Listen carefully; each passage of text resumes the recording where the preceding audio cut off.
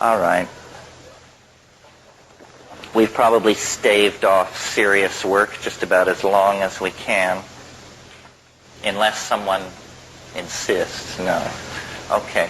Well, today's thing is sort of a return to a more orthodox educational kind of mode, hopefully not to such a degree that it's boring. But the agenda is to talk about Hermeticism and alchemy, and the way in which this tradition, which is counterintuitive and heterodox, if not heretical from the point of view of Christianity, and what it can mean for the present, what it means for the psychedelic experience, what it means for the notion of the end of history, and how the loss of this point of view has probably done us a certain amount of damage. The great tension in the Middle Ages was between the late Middle Ages was between the magical schema, the magical view of human beings, and the Christian view. And the Christian view is very strongly marked by the idea that of man's fall, that we screwed up early on, and somehow then, by virtue of that, we're forced into a secondary position in the cosmic drama. We are doing penance as we speak. The world is a vale of tears. The lot of human beings is to till hard land, and we are cursed unto the 19th generation or something like that by the fall of our first parents. And we can be redeemed. I'm giving you the Christian rap. We can be redeemed through Christ, but we don't deserve it. It is, if you are saved, it is because there is a kind of a hand extended to you from a merciful God who is willing to overlook your wormy nature and draw you up in spite of yourself. And this is deep in us, no matter how, whether you may not think you've bought in because you're black or because you're Chinese or something, but it's just in the air we breathe. It's what Western civilization makes you think, whether you want to think it or not. Even if you don't come out of these traditions, for us, the concept of that you've got to pay your dues. Human beings are co-partners with deity in the project of being. This is the basis of all magic. You see, in a Christian context, magic is heresy because it implies that man can command God to act. In other words, that in some strange way, the magician compels nature to behave as the magician desires. In Hermeticism, it isn't so much put in terms of compel, but the idea is that humanity, human beings, men and women of great spiritual accomplishment are co-partners in the project of being, and that God, as it were, stepped off the stage of creation with it only 90% completed, and the rest is left in the hands of his brother. The Hermetica actually refers to humanity as the brother of God. So it's a completely different attitude toward being human. It's an empowering attitude. With power comes the potential to abuse power, because you're no longer a worm You remember that image in Jonathan Edwards' sermon, Sinners in the Hands of an Angry God, where he says you're like a worm suspended over an abyss, held there only by the love of a merciful God, implying that if he weren't a merciful God, he'd just let go of your thread and you'd go down the tubes. In the Hermetic magical view, human beings are not tainted by original sin. And no ideology is without the potential of abuse. The Hermetic attitude in the Renaissance was summed up in a single aphorism by the great Renaissance Platonist Marcello Ficino. And what he said was, and I have to, there's no sexism in all of this. You just have to realize these guys were primitive types and they hadn't confronted the political issues we've confronted. So when they say man, they mean humanity. The Renaissance magical attitude is summed up in Ficino's aphorism, man is the measure of all things. And this is a double-edged sword. Because in a single affirmation, you cast off the guilt trip. You cast off the view of ourselves as a flawed creature. But when you say man is the measure of all things, you could be the chairman of the board of Louisiana Pacific or Dow Chemical. This is approximately their attitude. In other words, it ain't rainforests, it's not the life of the earth, it's none of that malarkey. We are to be the measure of all things. So it has to be tempered. We'll probably end up talking a bit here about the pathological expression of the Hermetic position, which is called Faustianism. And Faustianism is where you have unbridled ego, unbridled faith in the intellect, so that you proceed forward without self-doubt. If you haven't read Faust recently, it's a surprising read. First of all, it's very funny. It's hilarious. It's funnier than any of Shakespeare's plays, I think. And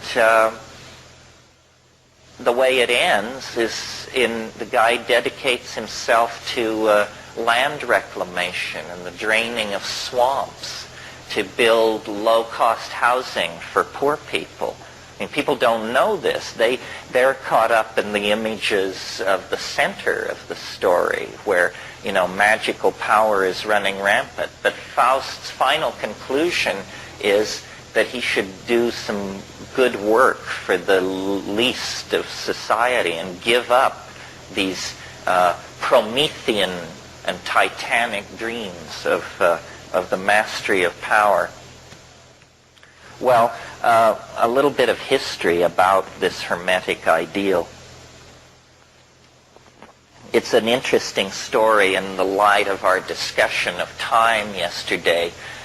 Western civilization, in a way, can be thought of as an accumulated series of misunderstandings. And one of the most severe of these misunderstandings has to do with this whole business of Hermeticism. The Renaissance really believed that Hermes Trismegistus was a great teacher of antiquity who preceded Moses, who was in time older than Moses. And they had what they called the Prisci Theologica, the three theologians, and they were Hermes Trismegistus, Moses, and Orpheus, in that order. And the reason that I say Western civilization is built on a series of misunderstandings is because they got it all wrong about Hermes Trismegistus. And there was great great confusion and unhappiness in the 16th century when Marie Casaubon, who was an early philologist, attacked the dating of the Hermetic corpus and argued correctly that this could not possibly have been written in a period preceding Moses, that in fact this was post-Christian, written no earlier than the 1st century A.D. This is the equivalent of us finding out that, George Washington was alive in Greenwich Village in the 1930s or something. I mean, it was a completely mind-bending realignment of how people thought the history of the world had unfolded, because they had up to that time thought that when you studied Hermes Trismegistus, you were reading the oldest philosopher in human history. Actually, it's very late. And in a way, this is what destroyed the magical alternative. The advent of modern philology showed that these so-called ancient texts were not ancient at all. They were late Roman. They were Hellenistic. And so strongly was imprinted in the Western mind what's called, and we've talked about it here this weekend, what's called the nostalgia for paradise. In other words, the belief that the older it is, the better it is. And Gian Battista Vico in La Ciencia Nuova laid the basis for this kind of thinking. It's called classicism in the Renaissance context. So once they found out that the Hermetic corpus had been written in late Roman times, it was like it was finished. And science was able to use the confusion in the magical community at that point to force its own agenda very strongly. And there have been numerous episodes of misplaced dating like this that have contributed to the confusion around the history of magic. For example, and I hope this doesn't bring somebody rising out of their chair in an air-clawing rave, but Rosicrucianism rests on a whole bunch of phony dates because they want to tell you that somebody named Christian Rosencrantz wrote a book called The Chemical Wedding and sealed it up in a time capsule in the 12th century, and that it was then dug up in the 16th, dug up in the 16th century. But actually all these Rosicrucian documents were ponied up by people in the 16th century who had a very complicated political agenda, which we will probably discuss as part of this weekend. Hermetic philosophy is based on what is called the Hermetic corpus. This is a group of books, the most important of which is called the Asclepius. And these books, most of them, were completely lost during the Middle Ages.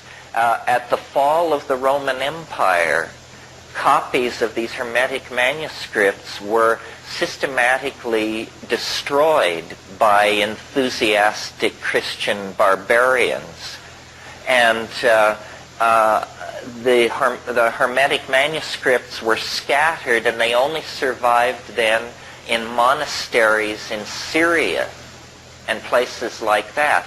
Well, then in the Renaissance, the Council of Florence, under the patronage of the Borgias and people like that, there was this great interest suddenly in antiquities, because these Roman statuary and stuff was coming out of the ground. So the Council of Florence commissioned a character named Gemisticus Pletho to go to Syria and bring back these manuscripts. And they established a translation commission. And they had, in manuscript, the works of Plato, the works of Hermes Trismegistus, a whole bunch of ancient literature. And to show you what the psychology of the Renaissance was, here they had Plato, which they hadn't been able to read for 1,000 years, sitting there waiting for translation. And Cosimo de' Medici said to Marcello Ficino, Plato can wait. Translate the Hermetic corpus first. And so it was done. If you're interested in Renaissance Hermeticism, you can't do better than read Dame Frances Yates' book, Giordano Bruno and the Hermetic Tradition. Well, I want to read you some of this stuff because it's very interesting, and it has a modernity that is astonishing. It's also very psychedelic. Here's a little passage on the imagination. I'm reading from Book 9 of the Corpus Hermeticum in the Scott translation. This is a 4-volume set. I only brought the text and translation volume. But if you read Greek, it's all here. If you don't, it's all here in English. But this will just give you a feeling for the approach. If then you do not make yourself equal to God, you cannot apprehend God, for like is known by like. Leap clear of all that is corporeal, and make yourself to a like expanse with that greatness which is beyond all measure. Rise above all time, and become eternal. Then you will apprehend God. Think that for you too nothing is impossible. Deem that you too are immortal, and that you are able to grasp all things in your thought, to know every craft and every science. Find your home in the haunts of every living creature. Make yourself higher than all heights and lower than all depths. Bring together in yourself all opposites of quality, heat and cold, dryness and fluidity. Think that you are everywhere at once, on land, at sea, in heaven. Think that you are not yet begotten, that you are in the womb, that you are young, that you are old, that you have died, that you are in the world beyond the grave. Grasp in your thought all this at once, all times and places, all substances and qualities and magnitudes together. Then you can apprehend God.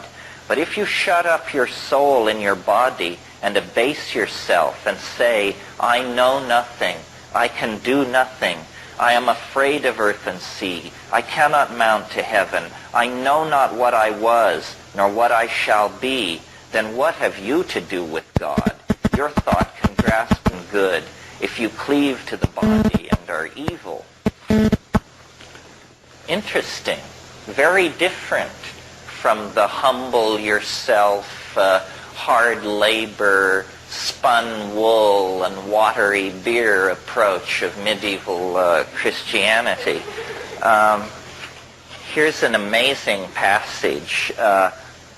People like to think people thought the world was flat until the Renaissance. This is an incredible psychedelic image of outer space that is 2nd century A.D. Would that it were possible for you to grow wings and soar into the air. Poised between earth and heaven, you might see the solid earth, the fluid sea and the streaming rivers, the wandering air, the penetrating fire, the courses of the stars, and the swiftness of the movement with which heaven encompasses all. What happiness were that, my son, to see all these borne along with one impulse, and to behold him who is unmoved, moving in all that moves, and him who is hidden, made manifest through his works. And it goes on and on. It's very readable, It's very literary. It's highly poetic. It's a celebration of nature. The notion of sin is completely absent, and it rings with a kind of confidence, a kind of joy that was completely running counter to the brimstone and damnation point of view of Christianity. Here's to me, a psychedelic passage. But he who presents all things to us through our senses, and thereby manifests himself through all things and in all things, and especially to those to whom he wills to manifest himself. Begin then, my son Tat, with a prayer to the Lord and Father, who alone is good. Pray that you may find favor with him, and that one ray of him, if only one, may flash into your mind, so that you may have power to grasp in thought that mighty being. For thought alone can see that which is hidden, inasmuch as thought itself is hidden from sight. And if even the thought which is within you is hidden from your sight, how can he, being in himself, be manifest to you through your bodily eyes? But if you have power to see with the eyes of the mind, then, my son, he will manifest himself to you. For the Lord manifests himself ungrudgingly through all the universe, and you can behold God's image with your eyes and lay hold on it with your hands. If you wish to see him, think on the sun, think on the course of the moon, think on the order of the stars. Who is it that maintains that order? The sun is the greatest of the gods in heaven. To him as to their king and overlord, and all the kings of heaven yield place. And yet this mighty God, greater than earth and sea, submits to having smaller stars circling above him. Who is it then, my son, that he always obeys with reverence and awe?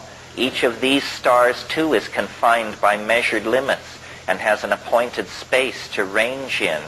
Why do not all the stars in heaven run like and equal courses? Who is it that is assigned to each its place and marked out for each the extent of its course? And so forth. So it's a nature-oriented, celebratory. It glories in the exercise of the mind. It is not doctrinal. It is not pietistic. It is magical, psychedelic, expansive.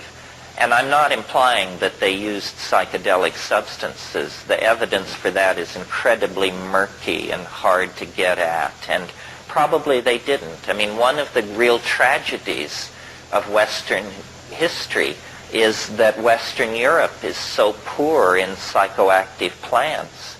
I mean, had Western Europe stayed in touch with the mystery religions of ancient Greece, Christianity would never have been able to force its agenda to the degree that it did. I think you can make an argument that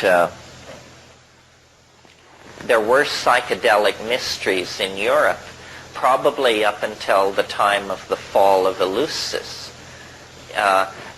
Hermeticism is only one heterodox strain among many that were in existence in Europe in the late Roman period, and that then partially survived into the Dark Ages.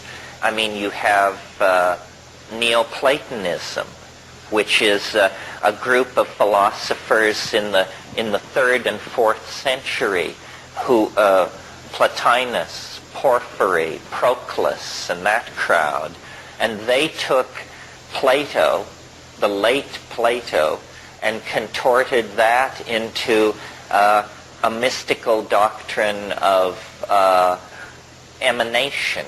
They were what are called emanationists. What this means is you start with, it's either called the One or the Unnameable or Brahman, Atman, or something like that, and then you have a series of declensions into more and more material and more multiplistic expressions of being. these Neoplatonists were emanationists, and their theories about how the universe is constructed have become sort of the unconscious basis of all later magical speculation.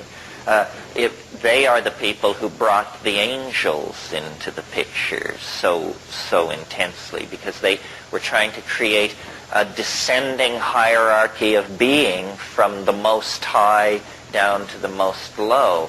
And angels, once set in place, became a real problem for Christianity, because they are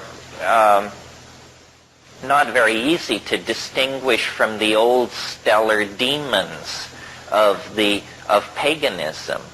Paganism was largely the belief that the power of the stars could be drawn down to earth through sympathetic magic, really, by setting up resonances in a ritual situation.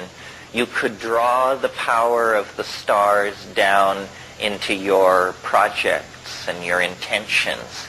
And the late Middle Ages was a period of intensely working out all the associations between minerals, colors, perfumes, plants, musical notes and styles, so that you could then bring together all these things for purposes of magical evocation.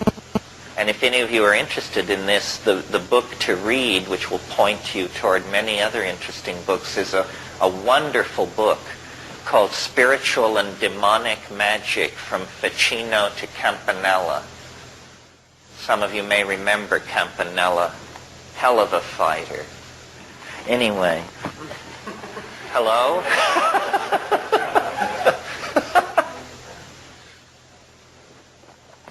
And in the Renaissance, over a period of about 3 generations, this became a real problem, because what starts out as angel magic ends up as out-and-out demonic conjuration. Something which I've noticed my 14-year-old son has an incredibly unhealthy interest in, which I did as well at his age. I hope it's not the family curse coming back.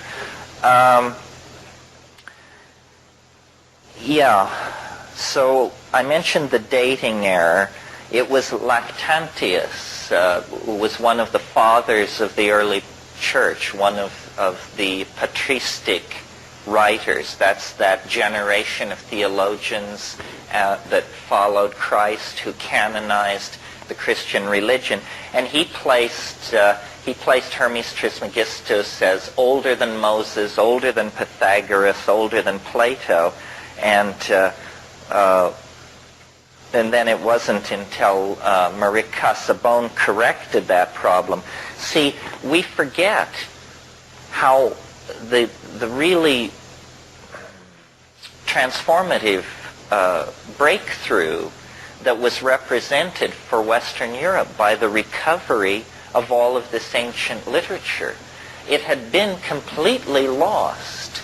And also a misimpression that probably needs correcting is, I think most people who are not schooled in Western history think that the further back in time, the more quote-unquote superstitious people were.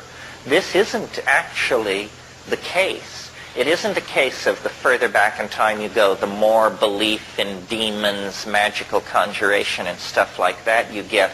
The 10th, 11th, and 12th centuries in Europe were periods of remarkable piety and intellectual cohesion. Of course, it was also some kind of a fascist nightmare. That's how they achieved it. They had stamped out paganism. They had pushed heresy and heterodox thinking to the very distant frontiers of the empire, of the Holy Roman Empire. And people were not superstitious, and people were not obsessed with horoscopes and conjuration and this sort of thing. Where that all began was, where it reached its culmination is in the 16th century. The 16th century, the 1500s, it was the most magical, obsessed century in the last 10. And alchemy and conjuration and talismanic magic and sympathetic magic, all of these things flourished really not as a throwback, but as a kind of prelude to modern science. Modern science is an incredibly demonic enterprise. And we will see, as we discuss this stuff, that in a curious and rarely discussed way, the program, the agenda of magical dissidents in Europe have been entirely achieved by the forces of what we call modernity. It's simply that it has been done in an entirely secular metaphor. I mean, if you take even the trivial belief about alchemists, that they were concerned with changing lead into gold. Of course, that isn't what it was about, but there were plenty of con artists running around on the periphery of these deeper scenes who were claiming they could change lead into gold. Well, in the 20th century, we routinely change lead to gold. You do it with neutron bombardment in particle accelerators. And of course, it costs far more to do it than the worth of the gold that you get out. But that really wasn't the point, was it? It was to prove that it could be done. The dreams of creating the homunculus are dreams that dovetail directly into the aspirations of modern biology, genetics, so forth and so on. The great chain of being of Aristotle is animated, given a dimension of motion, and lo and behold, it becomes the Darwin-Wallace theory of evolution. Merciliade talks about this, about how all the alchemical dreams of the 15th and 16th century have been brought to fruition in the 20th century. But again, in the absence of magical rhetoric, but certainly in a spirit of magical and Faustian recklessness, for sure. I mean, this is scientists, they claim such a devotion to truth that decency must never stand in the way because they serve a higher God than human values. They serve the golem of the truth in some weird way that makes the truth okay even if it kills you. I studied philosophy from Paul Feyerabend, and he used to say at the beginning of his Epistemology 101 course, I will teach you to recognize the truth, and I will teach you to ask the question, what's so great about it? So now you've got the truth, so what's so great about it? It was 1460 when these manuscripts were brought to Florence. Those of you with photographic memories can see the time wave signature as it turns over and heads through the floor. Cosimo de' Medici immediately ordered Ficino to abandon his work on Plato, and the Pymander, which was one of these books, it was the only one which existed in Europe, even in partial form during the Dark Ages. Cosimo died in 1464, but the translation project went forward, and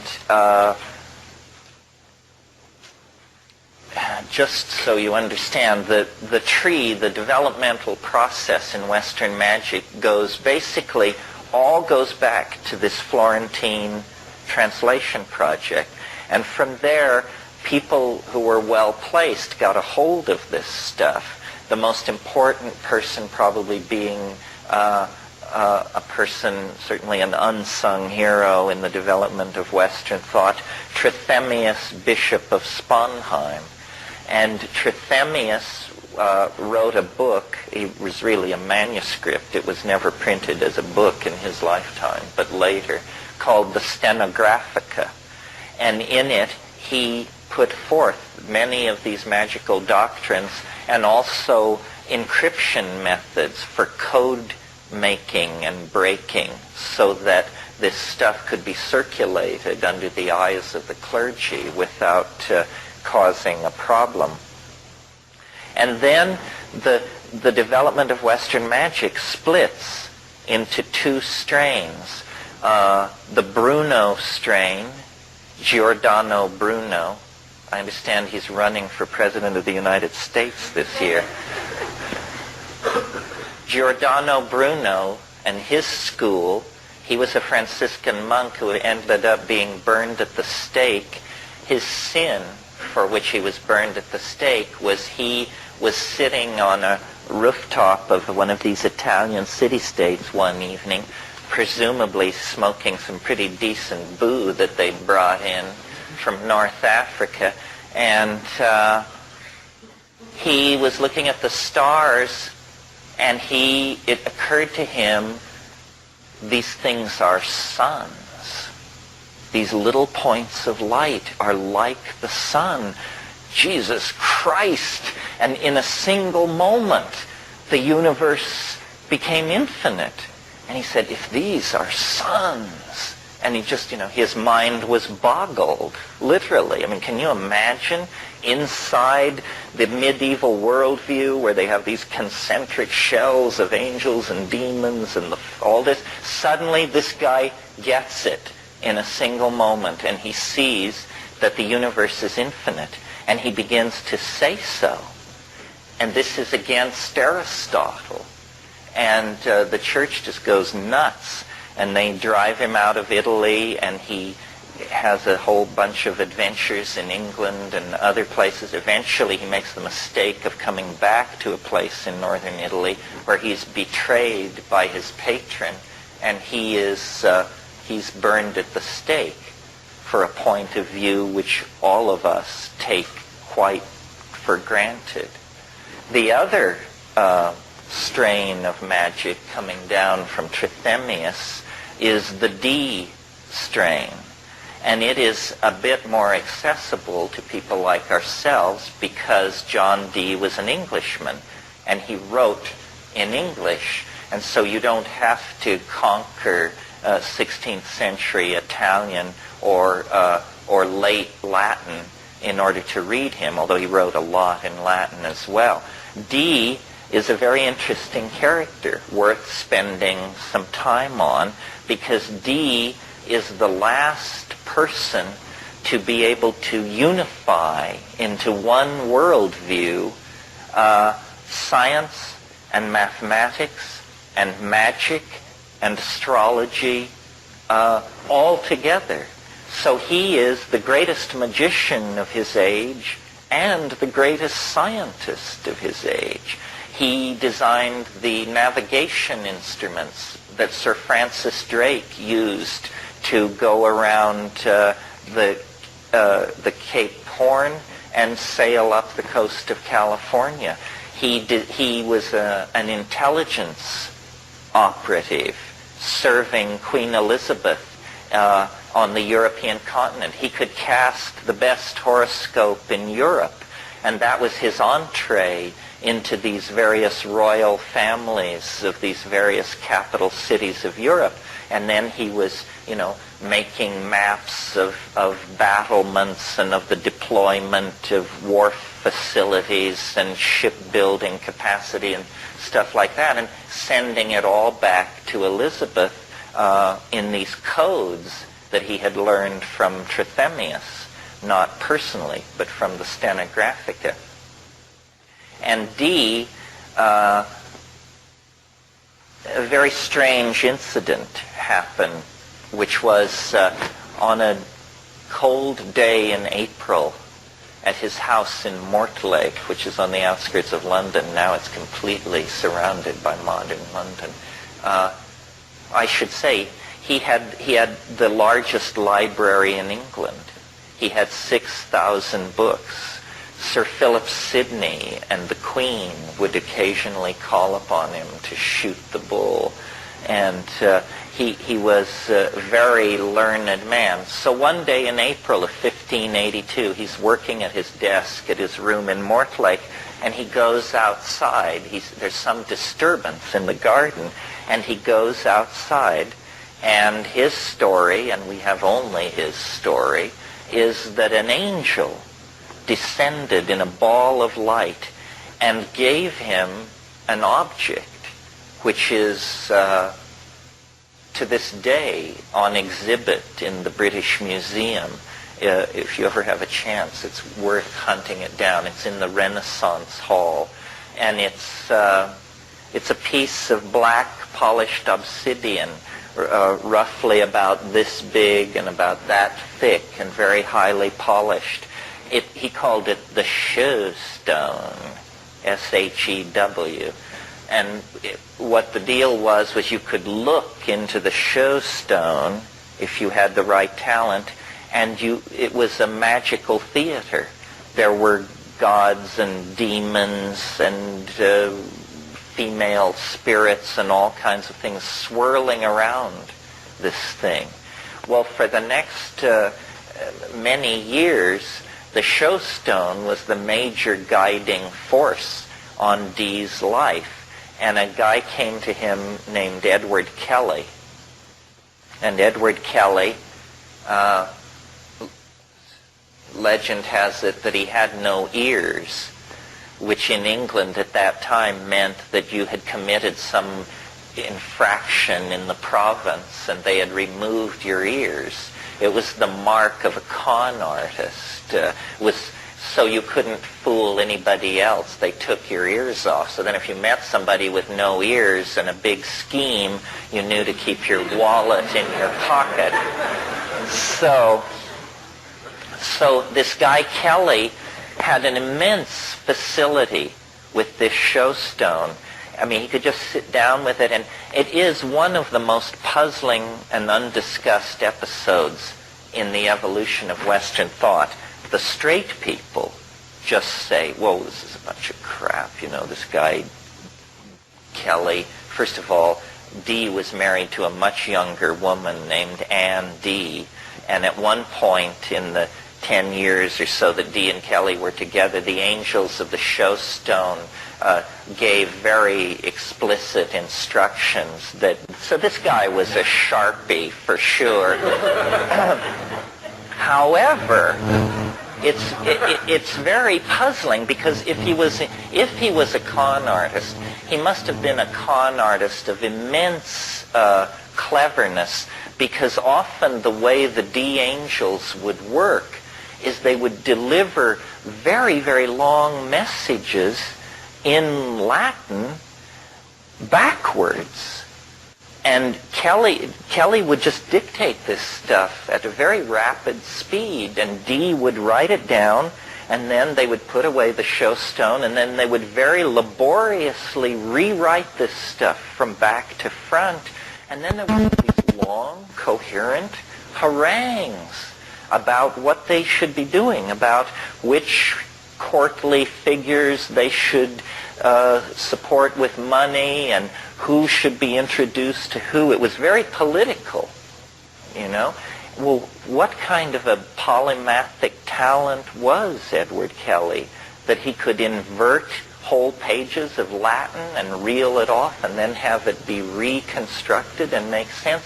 Also, we know about this because Dee kept a diary over the years that this was all going on. It's one of the most astonishing books in all of English literature. And until the last 10 years, the 1658 edition was the only edition ever published.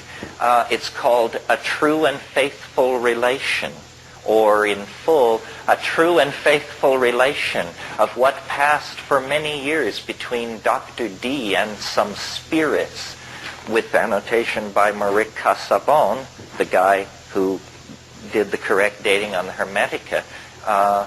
And it's very interesting reading. It's, as I say, one of the most puzzling incidents in the whole history of science. What Dee was doing was eventually he came to rest at the court of Rudolf II, Rudolf I of Bohemia, who ruled from Prague. Now, you have to understand, is that a handout? Yeah. Is there evidence of drug use by Dee? Not strong enough to warrant any getting thrilled about it. The great awareness of drug use came slightly later, and strangely enough, the drug was opium. It's interesting, the history of opium.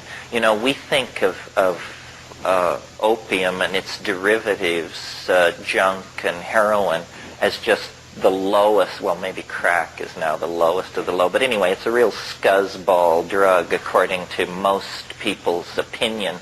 But did you know that they had been using opium for 3,000 years before anybody noticed that it was an addicting drug? It was not ever noted that opium was addicting until 1611, when John Playfair, a very famous English physician, wrote a book in which he commented on opium and said, once one has begun the habit of opium, it must be maintained unto death. So in the 30 years after Dee, there was a great Hermeticist and alchemical thinker named Paracelsus who arose on the European continent. Paracelsus is an interesting guy. He's essentially the inventor of drugs because he was the first person to extract herbs and to get this notion of the essence, that if you have a medicinal plant, then there's something in there which you want to get out and concentrate. He called his school of alchemy iatrochemistry, the doctor's chemistry. And he invented pills of the ordinary sort, and he said, I have made a great discovery. The center of my alchemical opus rests with the magic of laudanum, which was, of course, gum opium. There was a craze in the late 15th century among alchemists for opium. The alchemist von Helmut, he signed some of his alchemical tracts Dr. Opiatus. He was the first croaker. Somebody had a question? Yeah. The fall of Eleusis. Well, as you all probably know, Eleusis was a cult site near Athens on a plain. There's now a big lumber yard there, the last time I was there. But anyway, it was this plain, a very fertile plain outside of ancient Athens, and they celebrated the greatest of the Greek mysteries there. They celebrated, it was a biennial, a twice yearly festival. In the spring, they would celebrate the lesser mystery. And this seemed to be a fairly local get-together of some sort, and probably a planting festival. But every September, for 2,000 years, people from all over the Greco-Roman world would come for the festival at Eleusis. And the rule was, first of all, it was open to everyone.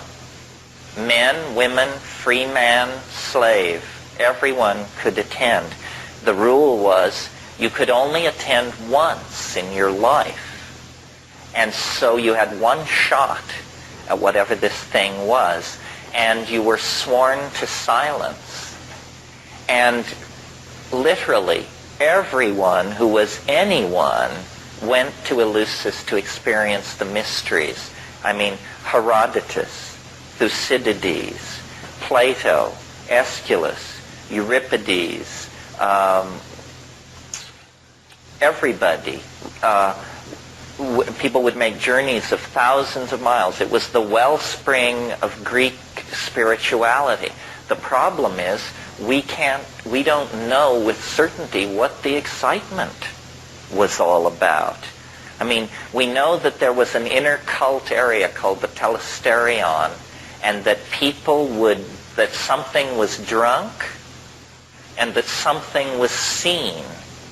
And in the 19th century, they just went nuts on this subject. I talk about it in my book.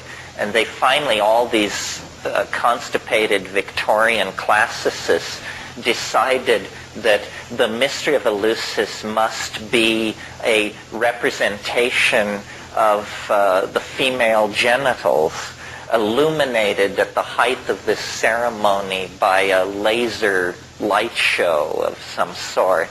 And so, it was just absurd. I mean, it was a complete distillation of the Victorian mind being projected. I mean, you'd like to believe that the roots of Western civilization are deeper than a peep show, but hey, who knows?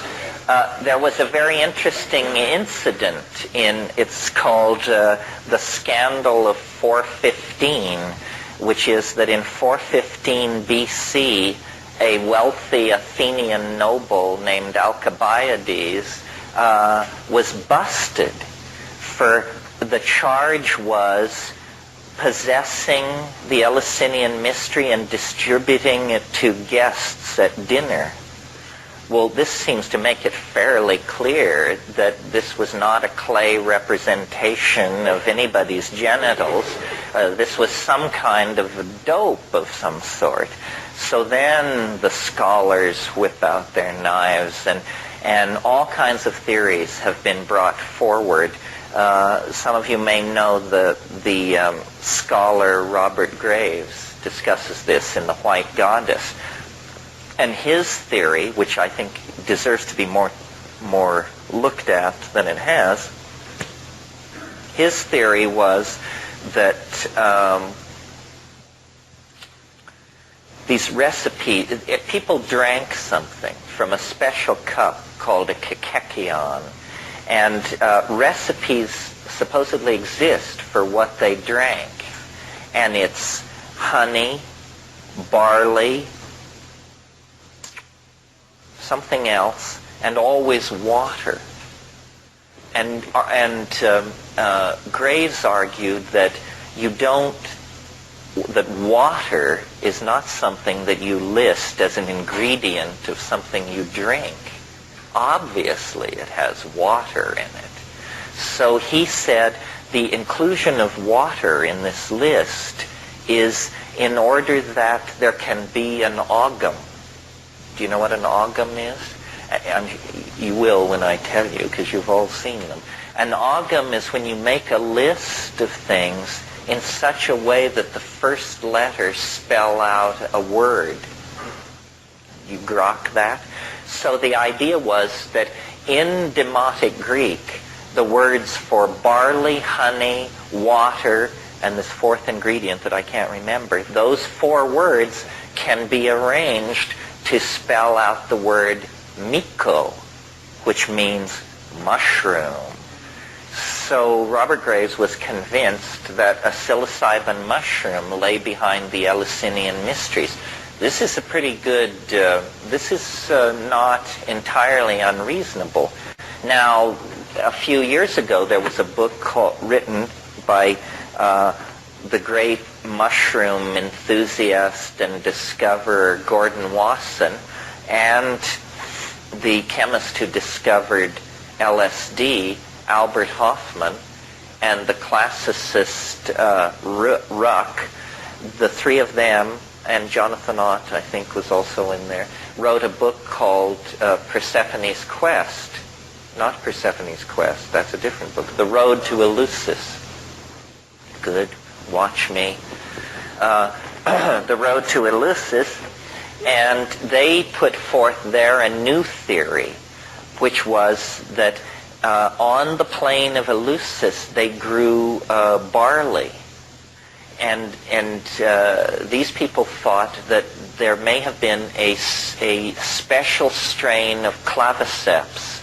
Do you all know what claviceps is? Do you all know what ergot is? Ergot is a smut. A smut is a disgusting disease, a fungal disease of grain.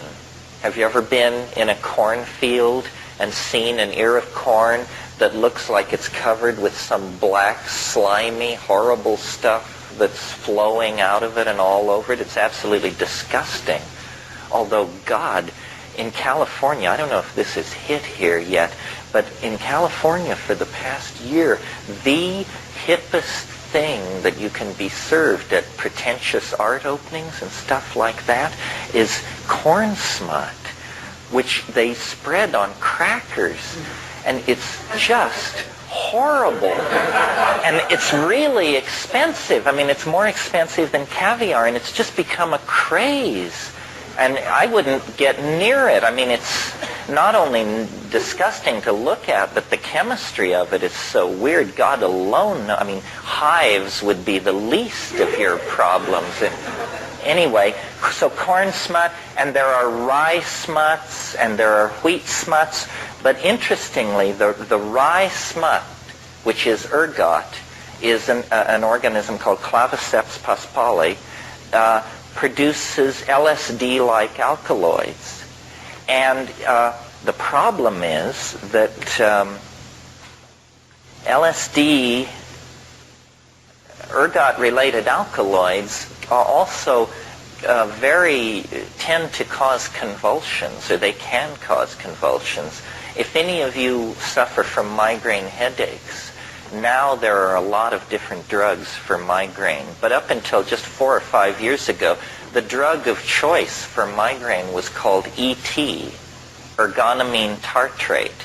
Ergonomine tartrate, if you've got a kilo of it, you can settle down and make several million hits of LSD.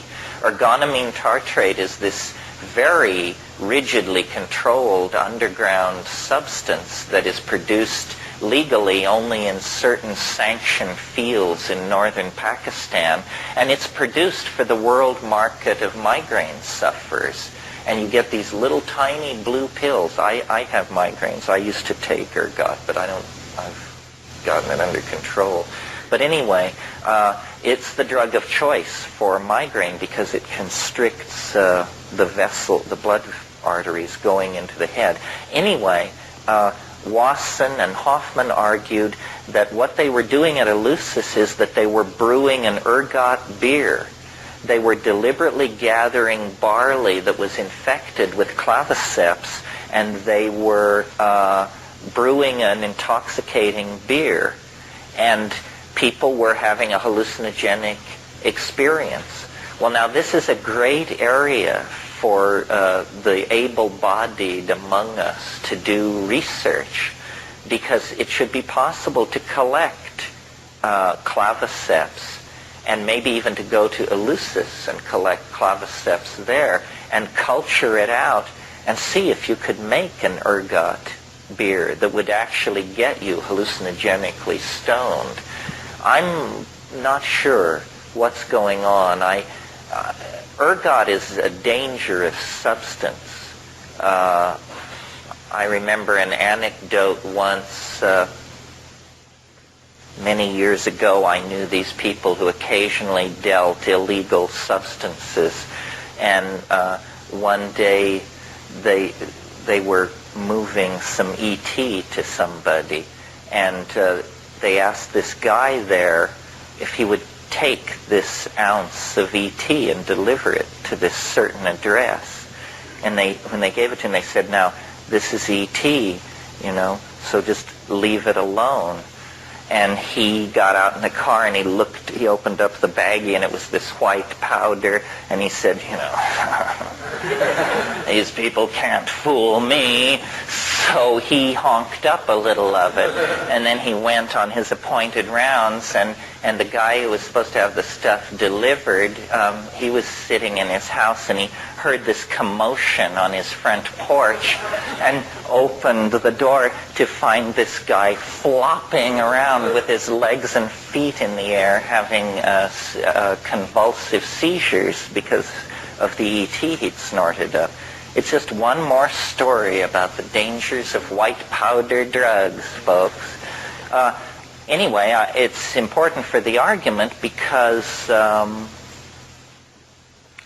I don't see how they could have been serving several thousand people ergotized beer every September for 2,000 years and not had the Eleusinian mysteries get a certain reputation for risk, that people would have convulsions and conceivably even die of heart attacks. I mean, how could they get that many people loaded year in and year out and not get a bad rap on it?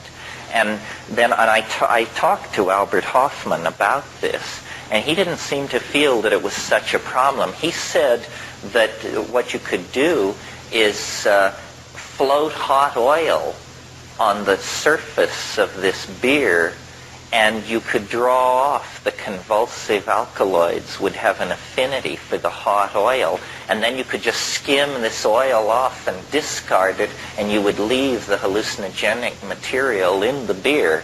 Well, I haven't tried this. Like I say, it's for the able-bodied. But in any case, this was the last outpost in the West of psychedelic mystery. And eventually, those enthusiastic Christian barbarians appeared on the scene. In this case, it was Alaric the Visigoth, a great guy to take to an art museum. And, they smashed it all to pieces. Alaric the Visigoth was kick-ass. People don't realize that these barbarian invasions of the late Roman Empire, the Vandals took over a huge swath of North Africa. They didn't just stop at the bottom of the boot of Italy or on the Peloponnesian Peninsula. These guys just kept rolling. And huge parts of Africa were under the control of Visigoths and Vandals. North Africa, Carthaginian coast of the Mediterranean. And that was the end of the Eleusinian mysteries. But it shows how late this mystical psychedelic impulse persisted in Western civilization. See, the thing that gave the Greeks their genius was that it was a mingling of a northern mentality coming out of Thracia and places like that, meeting a very old, mystical, feminist culture that had its roots 10,000 years deep in Saharan Africa via Egypt and Çatalhöyük in Turkey. Because it was said, even in classical times, what is celebrated in secret at Eleusis is celebrated publicly at Knossos in Mycenae. You see, in Minoan Crete, you see, Minoan civilization was an archaic civilization. It preserved the goddess worship, the opium use, all of these archaic styles were preserved in Minoan Crete for millennia after the rule on the coast of Asia Minor was kingship, bronze-tipped spears, city building, and that whole sweat socks mentality that built up there. What finished those folks off was around 950 A.D., Mycenaean pirates eventually laid siege to these Minoan cities, and after centuries of slowly drifting deeper and deeper into opiated decadence, Minoan Crete fell. But all of the mysteries and the mysticism and the orgiastic rites and all of these archaic forms were then imported into Greece as mystery religions, as cult practices. One of the puzzles of Minoan religion is that they worshipped these things, or they had a religious relationship to these things called aniconic pillars, they're called. What they are mushrooms, as far as I can tell. They built shrines, they worshipped columns, but these columns were slightly flared on the top. If any of you are interested in it, well, something that should be said, see, we have a distorted view of how culture developed and what classicism really meant, because for the past, throughout the 18th and 19th century, European scholarship spent a huge amount of time distorting and erasing the debt of Greek civilization to Africa. They basically screwed with the record, because they just couldn't bring themselves to believe that all this wonderful architecture and proportion and mathematics, that it was little brown people who were responsible for this. And if you're interested in this book, there's a book by Burnell called Black Athena that is a really radical book. Have any of you read it? It had it was very controversial a couple of years ago. Great book. Yeah. Black Athena by Burnell. And it shows how Western culture misrepresented the debt of classicism to Africa. I mean, they could tolerate the idea of Egypt as long as you always made sure, that these people were white as the driven snow. Well, it's a bunch of malarkey. I mean, it was a thoroughgoing black culture, and everything was derivative of it right up until, I don't know, the Byzantine Empire or something. I mean, Plato freely acknowledged his debt to this stuff. It was just that it was unswallowable to late European culture. Yeah. Oh yeah, they did a cover thing on it. I didn't read it. Time a few months ago. Yeah, what was it called? Our African Roots or something. Yeah. And it's no shuck and jive. I mean, we think 19th century scholarship was so careful and so wonderful, and what it really was an old boys club. I mean, they were fast and loose with this stuff. I think when it's all sorted out, it all happened in Africa. I mean, language, religion, symbolic activity, theater, all of this stuff was in place in Africa from, say, 20,000 BC up until around 9,000 BC in the Saharan grasslands, which then, because of drying, these people were forced into the Nile Valley and into a different cultural style. But the African cradle of civilization, I don't even regard that as a theory. Anybody who doesn't believe that is going to have to do some fast talking. And, there's been this recent effort to say that the Australian Aborigines broke off very, very early. But, it's pretty specious, I think. You probably all know the theory of Eve, and the fact that you can trace the maternal line through the episome of the mitochondria. So you can it's actually now believed that every human being on Earth is descended from one woman. And this woman lived in Africa less than 200,000 years ago. It's really amazing. All other human lines have been quenched somewhere along the line. Her progeny were phenomenally successful, and This is, I would say now, the strongest theory about this now is the Eve theory. When it was first propounded, it was thought to be screwball, but that's because the physical anthropologists didn't really understand how the molecular geneticists achieved this conclusion. Once it was explained to everybody, it's pretty clear, that we are all descended from one single female human being. Not that there weren't other human beings that she was embedded in as a society, but none of those lines of descent reach to the present.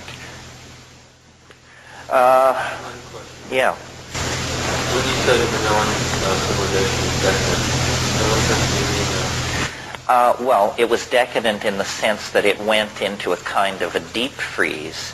The level of change in the last 1,000 years of Minoan civilization, the dating of ceramic and stuff like that is almost impossible because they were completely static. They were unchanging for a very, very long time in that late phase, and that's when these opium tallies were rising like crazy. Yeah. Besides the wall, how did you think about how he dated? The Hermetica? They were beginning to invent, in fact, the Casaubons are considered to be the inventors of modern philology. Oh, is it? Interesting. I wonder if it was a soap job. Yeah, modern philology. And the way you do it is by interlocking textual reference and studying locution styles. And it was a tremendous shock to the Renaissance when they realized that what they thought was 5,000 years old was less than 1,000, or was about 1,000 years old. And that's what really discredited that whole worldview, which is in a way silly, because who cares how old it is? The question is, how much sense does it make? But the Renaissance was so strongly imbued with this belief that the ancient things were the better, that if something was shown to be not as old as previously thought, then it usually went on the discard pile. I think we lost... Who were they? It was Cosimo de' Medici and that family and the Borgias. But this family, there were, I think, 11 popes who bore the name Borgia in a 100-year period. So these people were very, very well connected. They were very wealthy. They had disposable income, which was something new in the world.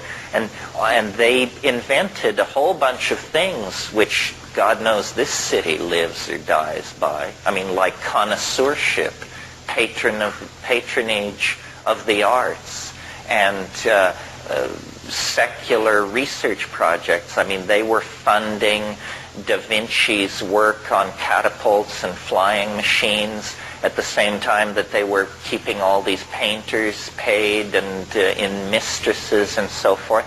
They were organizing archaeological digs. People couldn't believe this stuff. I mean, we have assimilated all this, but they had forgotten the classical world. And they lived, they lived in places like Rome and Naples and Venice, but they had never dug. And they'd just been quarrying the Colosseum and stuff like that. Well, then when they began bringing this stuff out of the ground, and then the Platonic corpus and all this, they just went ape for classicism. So ape that, now we're this year celebrating the 500th anniversary of Columbus's voyage, which in a sense can be seen as the cherry on the top of the Renaissance mental explosion. We are still living in a classical world. We still react against classicism. The buildings we live in, the clothing we wear, our notion of how gentlemen behave, our attitudes toward women largely, our attitudes towards private wealth, all of this is classicism. And it had been dead 1,200 years before these Italians latched onto it and dusted it off and set it up. And, the modernism, in its broadest context, whatever that means, is the first movement to come along to be able to in any way challenge classicism. The subsets of the art movements and literary movements that preceded modernism were simply aspects of classicism. Romanticism, mannerism, the Baroque, all of these are like facets of the classical object. It's only in modernism. And what modernism represents, in my humble opinion, is a kind of return to the archaic. Modernism deconstructs the clarity of the Western eye. If you have to date where modernism begins, it begins with Impressionism, which takes the clarity of the Western eye and begins to dissolve it, and the linear, the columns and lines. That's how narrative was until James Joyce and Henry James and people like that showed that narrative could be broken up. Modernism is a form of primitivism, strangely enough. The people who created modernism, people like Marcel Duchamp and Picasso and the Surrealists, they were tremendously influenced, in the case of Picasso, by African art, masks and sculpture, stuff that had never been seen in Paris in 1905 through 15. And everybody was tremendously excited by it. So modernism is part of this much larger phenomenon which I call the archaic revival. The discovery of the unconscious through Freud and Jung, the deconstruction of the image, first the image seen through Impressionism, and then the image imagined is deconstructed through Surrealism and Dada, and then finally, the concentration on the materials of art, which you get in abstract expressionism, where it is about paint. It's no longer about paint in the service of the visual pictorialism. And then all the postmodern stuff, which is, of course, just sort of running naked, screaming through the street kind of aesthetic. Yeah. Back to the no one ever knows stories about very, very thousands of sympathy about what was happening in the meeting. Well, only this one instance I mentioned, the scandal of 415 and this guy Alcibiades, and he was fined. He was fined and given a warning. Question, yeah.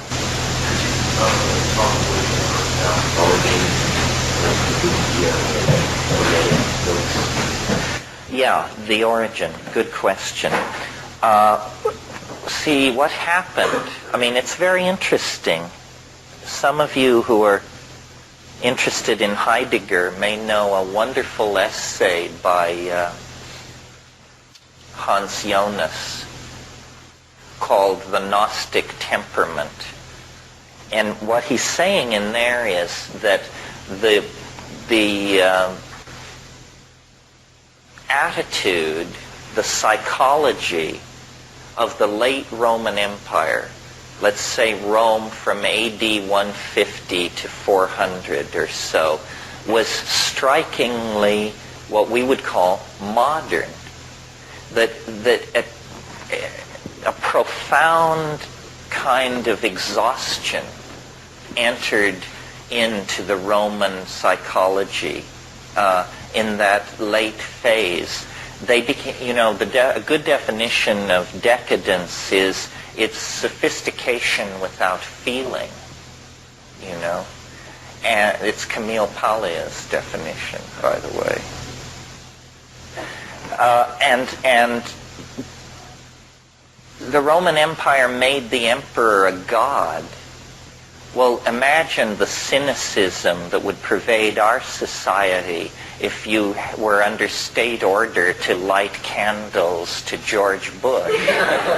I mean, you know, we're free to think of the man as a jackass, and it's not heresy. I mean, it may be bad taste, but it isn't heresy.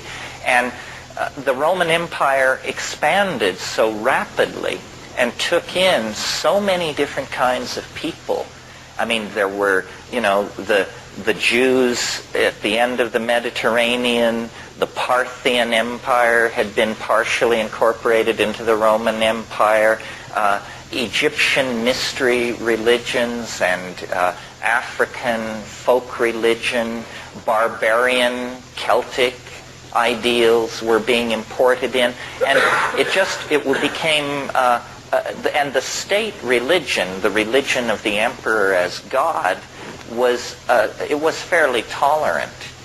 You had to burn a candle to Caesar, but you could also burn a candle to Astarte and Thoth and Hermes and all these other people. What got the Christians in trouble was they wouldn't give Caesar his due, even though it says to do this. You know, they kept claiming that they had some kind of political agenda. They kept expecting the return of a political figure. The Romans hated that because they saw it as a political force. Well, in that situation then, you have to talk about early Christianity to get this stuff in context. People don't understand how shaped our knowledge of the origins of Christianity are, with good reason, because the religion wants you to believe that it's all very cut and dried. There are real mysteries surrounding the birth of Christianity.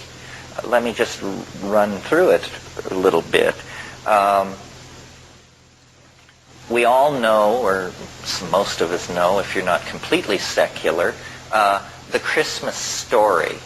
And it begins, and Caesar Augustus decreed that a census should be taken of all the world, and each was going to his village to register. Do you all know this story? And so this explains why a pregnant Galilean woman, 9 months pregnant, is 110 miles away from her home village in Jerusalem. We're told that they are obeying the dictates of Caesar Augustus to participate in this census of the empire. And we're told that Pontius Pilate was procurator of Judea at this time. There was no census ordered by Caesar Augustus. No record exists of this anywhere. And if this had happened, it would have been an enormous bureaucratic task involving hundreds of clerks and the coordination of data from all parts of the empire. It would have been a shtick of some sort. And there's nothing, only this reference in the story of Christ. Well, you know, weird. Okay, so then you move on.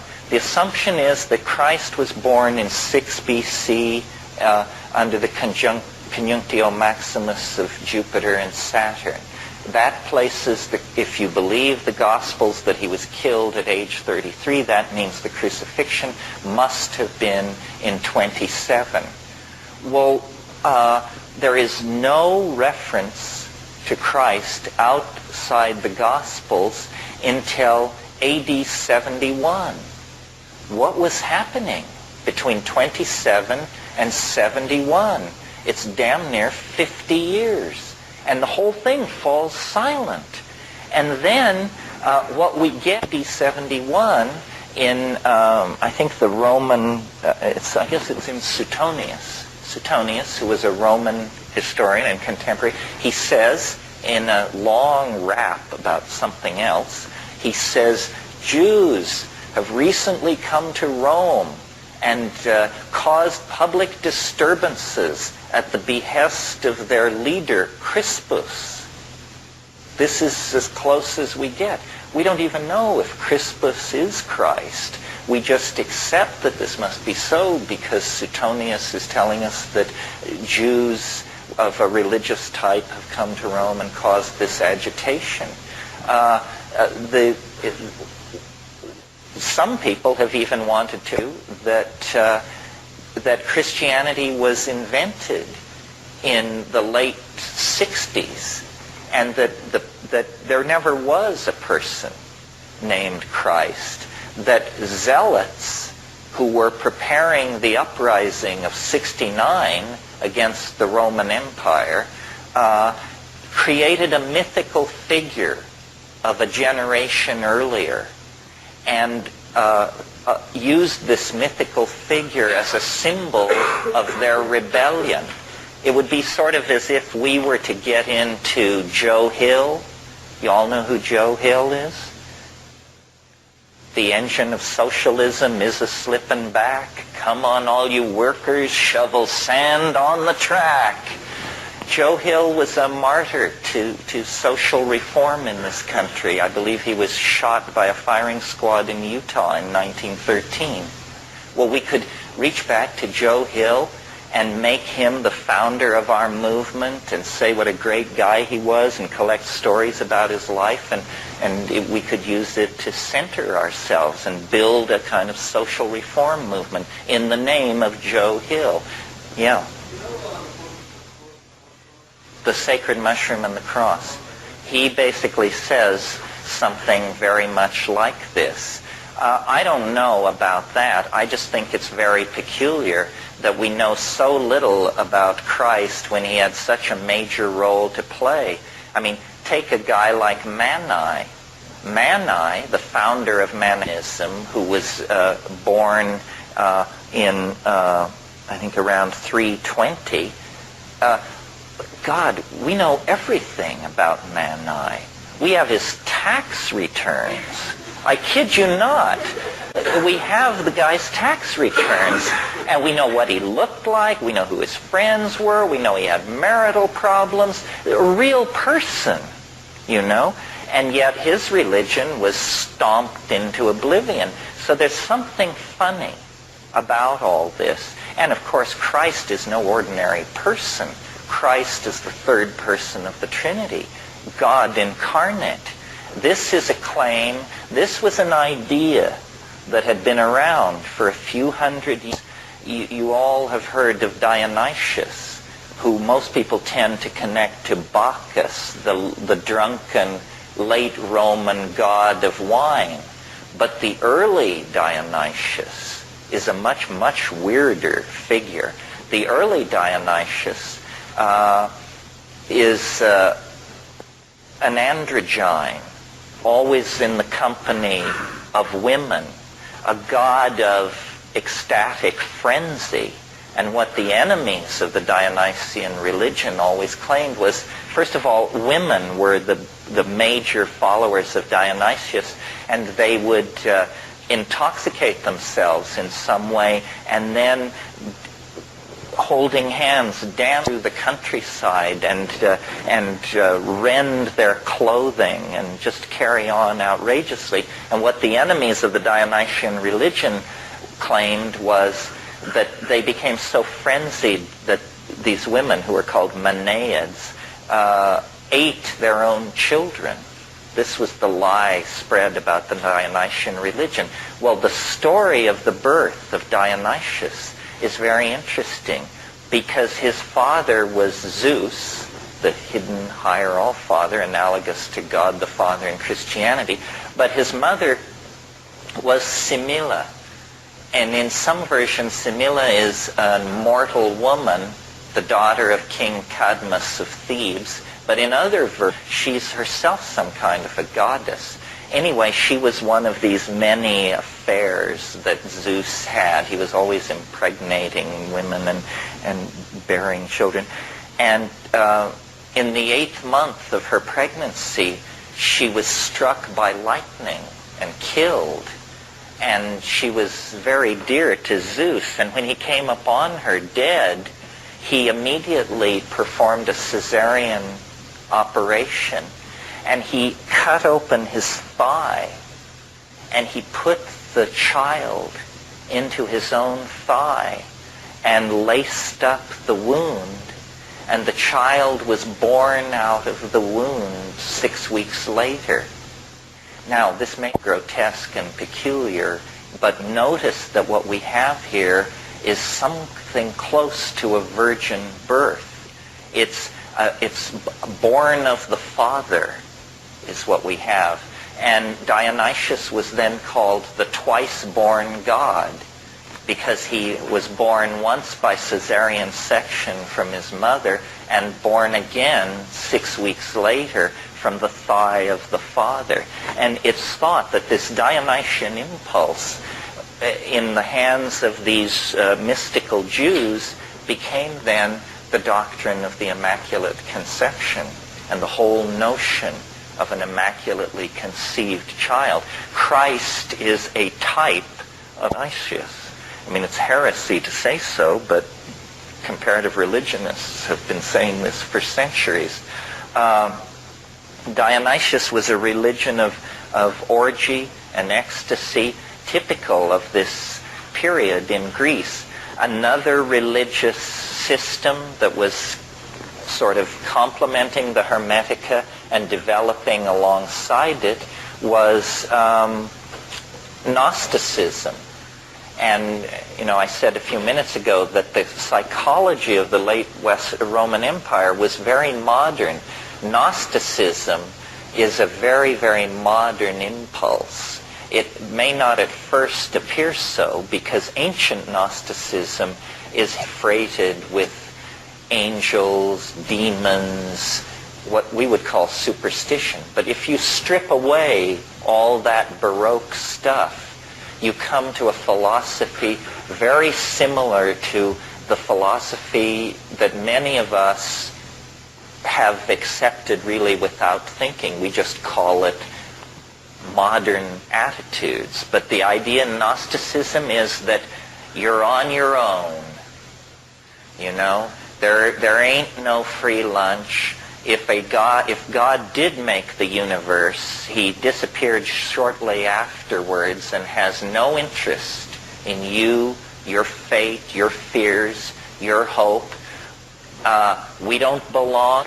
Gnostics were profoundly phobic of the world, and they were either very ascetic cults or they were very libertine-like cults, springing from the same idea, which was that they did not belong in this universe. They were from a different place, and their whole concern was to escape. They are the ones who decided that the earth is an iron prison. They didn't like to have children, because they felt that to have a child is to trap light in matter. In many Gnostic sects, the only forms of sexual activity that they approved of were forms that were guaranteed to not lead to conception. So oral sex, anal sex, whatever, but never sex which could lead to conception, because that would trap the light, and that was an abomination. Needless to say, these sects died out in a hurry because they were self-limiting. There were all kinds of religious impulses, yeah.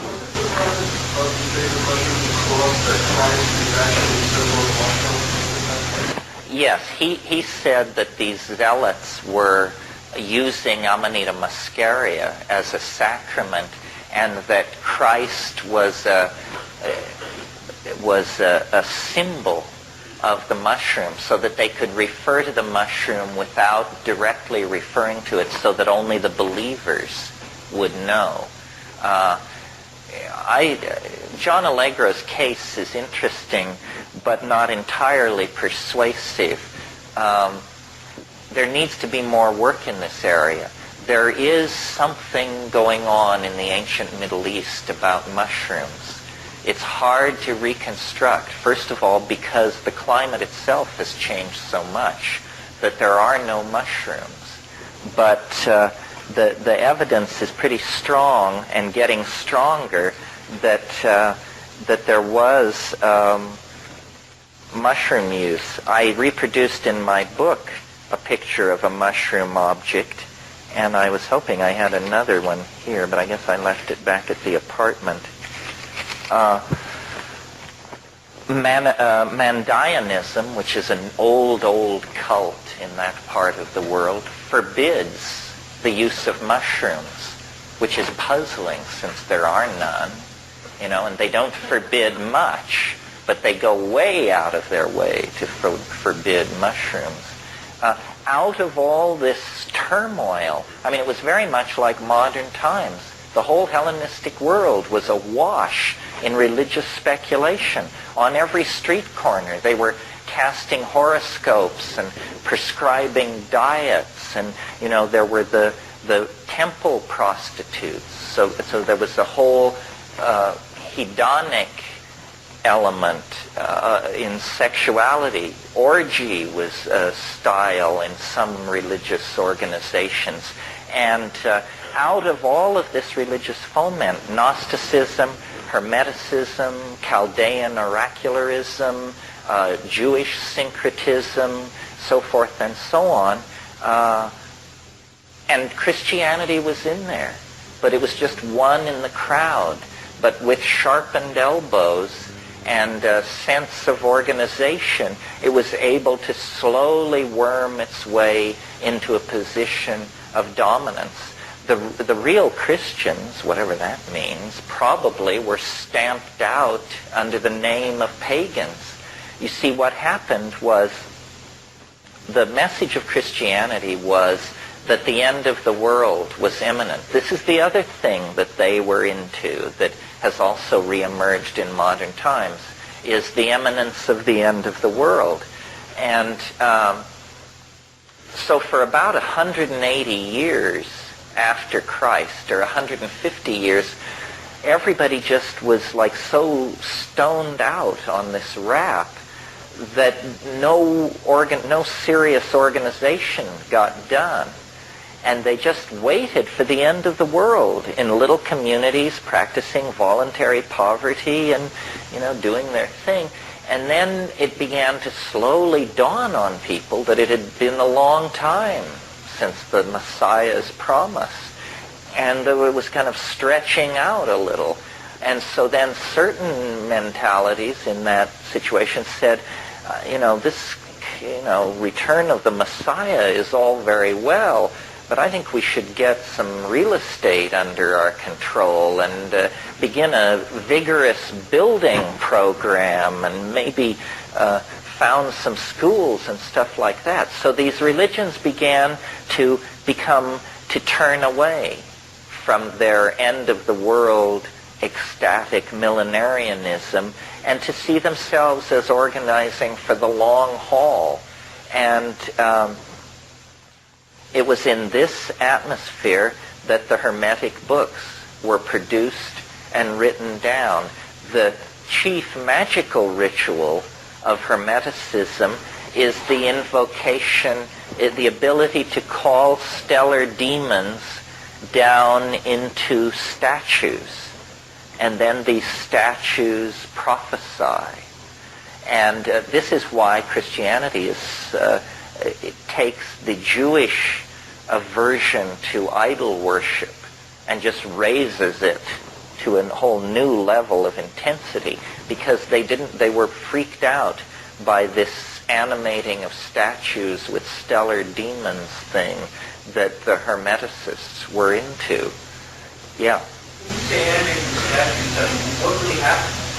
Well, this is a good question, when you're reading a 1,500-year-old account of a magical invocation, if we are to believe them, what happened was, by singing certain songs, burning certain incense, and performing these rituals at certain times that were astrologically correct, they could cause these things called decans, which are zodiacal demons of some sort. There are 3 decans to each zodiacal sign. See, modern astrology has completely, largely forgotten this. I mean, there are people who do decanic astrology, but you have to pay through the nose because, of course, this is a lost and dying art. But they would somehow be able to draw these decans down into the statue, and then they could extract knowledge from the statue. And, this would lay the basis for these sympathetic magics, which were then later developed in the Renaissance. It's quite powerful, actually. This is why this book I recommended is so interesting, the one on Spiritual and Demonic Magic by Walker, because it shows you how by you living a certain life, these Renaissance princes were incredibly wealthy. So you have a suite of apartments which overlook, the Plaza San Marco in Venice, and certain colors are prescribed that the walls be painted. You only wear certain kinds of robes made of certain materials. You perform your magical invocations at certain times of day, burning certain incenses. And they were big on fresh air and light. It isn't the dark image of magic that we get of, the stirring cauldron and the bat-faced familiar and all that. No, it's all about open air, light, wind blowing through, flowing silk robes. They were angelic magicians, is what they were. And they were evoking these things through the use of sigils, which are magical symbols. And then there became stress on magical alphabets. Enochian is one of these magical alphabets, or languages, rather. John Dee, remember I mentioned the whole 10-year episode with the showstone. Well, one of the subjects which these entities that Dee and Kelly were dealing with returned to again and again and again were the Enochian, this language, which they said was the true language that Abraham used to communicate with the angels. And it has a special alphabet, an alien alphabet, and there's even been published an Enochian dictionary of some 4,000 or 5,000 words. There was a very bizarre, this is just a footnote, but a very bizarre episode in the mid-1950s. There was a woman who was a kind of clairvoyant, and she was in contact with flying saucers. I mean, now everybody and their dog is in contact with flying saucers, but at that time it was fairly rare enough that she became an object of interest to the CIA. And at one point, she was in the CIA building in Langley, Virginia, and they were interviewing her. And she said, "Well, there's a flying saucer right outside the window." And these guys rushed to the window and looked, and there was some kind of thing in the sky. And she said, "It's giving me a message for you, for this colonel." and the message was Affa, Affa, Affa, A-F-F-A. So he wrote this down. Well, then I didn't read this. I looked it up. I had a hunch. Affa is the Enochian word for nothingness. Just more weirdness. Angelic languages, why do these DMT creatures, why are they so concerned with language? Not only language, but alphabets. I had a very weird, in fact, one of the high water weirdness events of my life was when I was young. I used to, I wanted the DMT flash to last longer. So I used to smoke it at the height of LSD trips.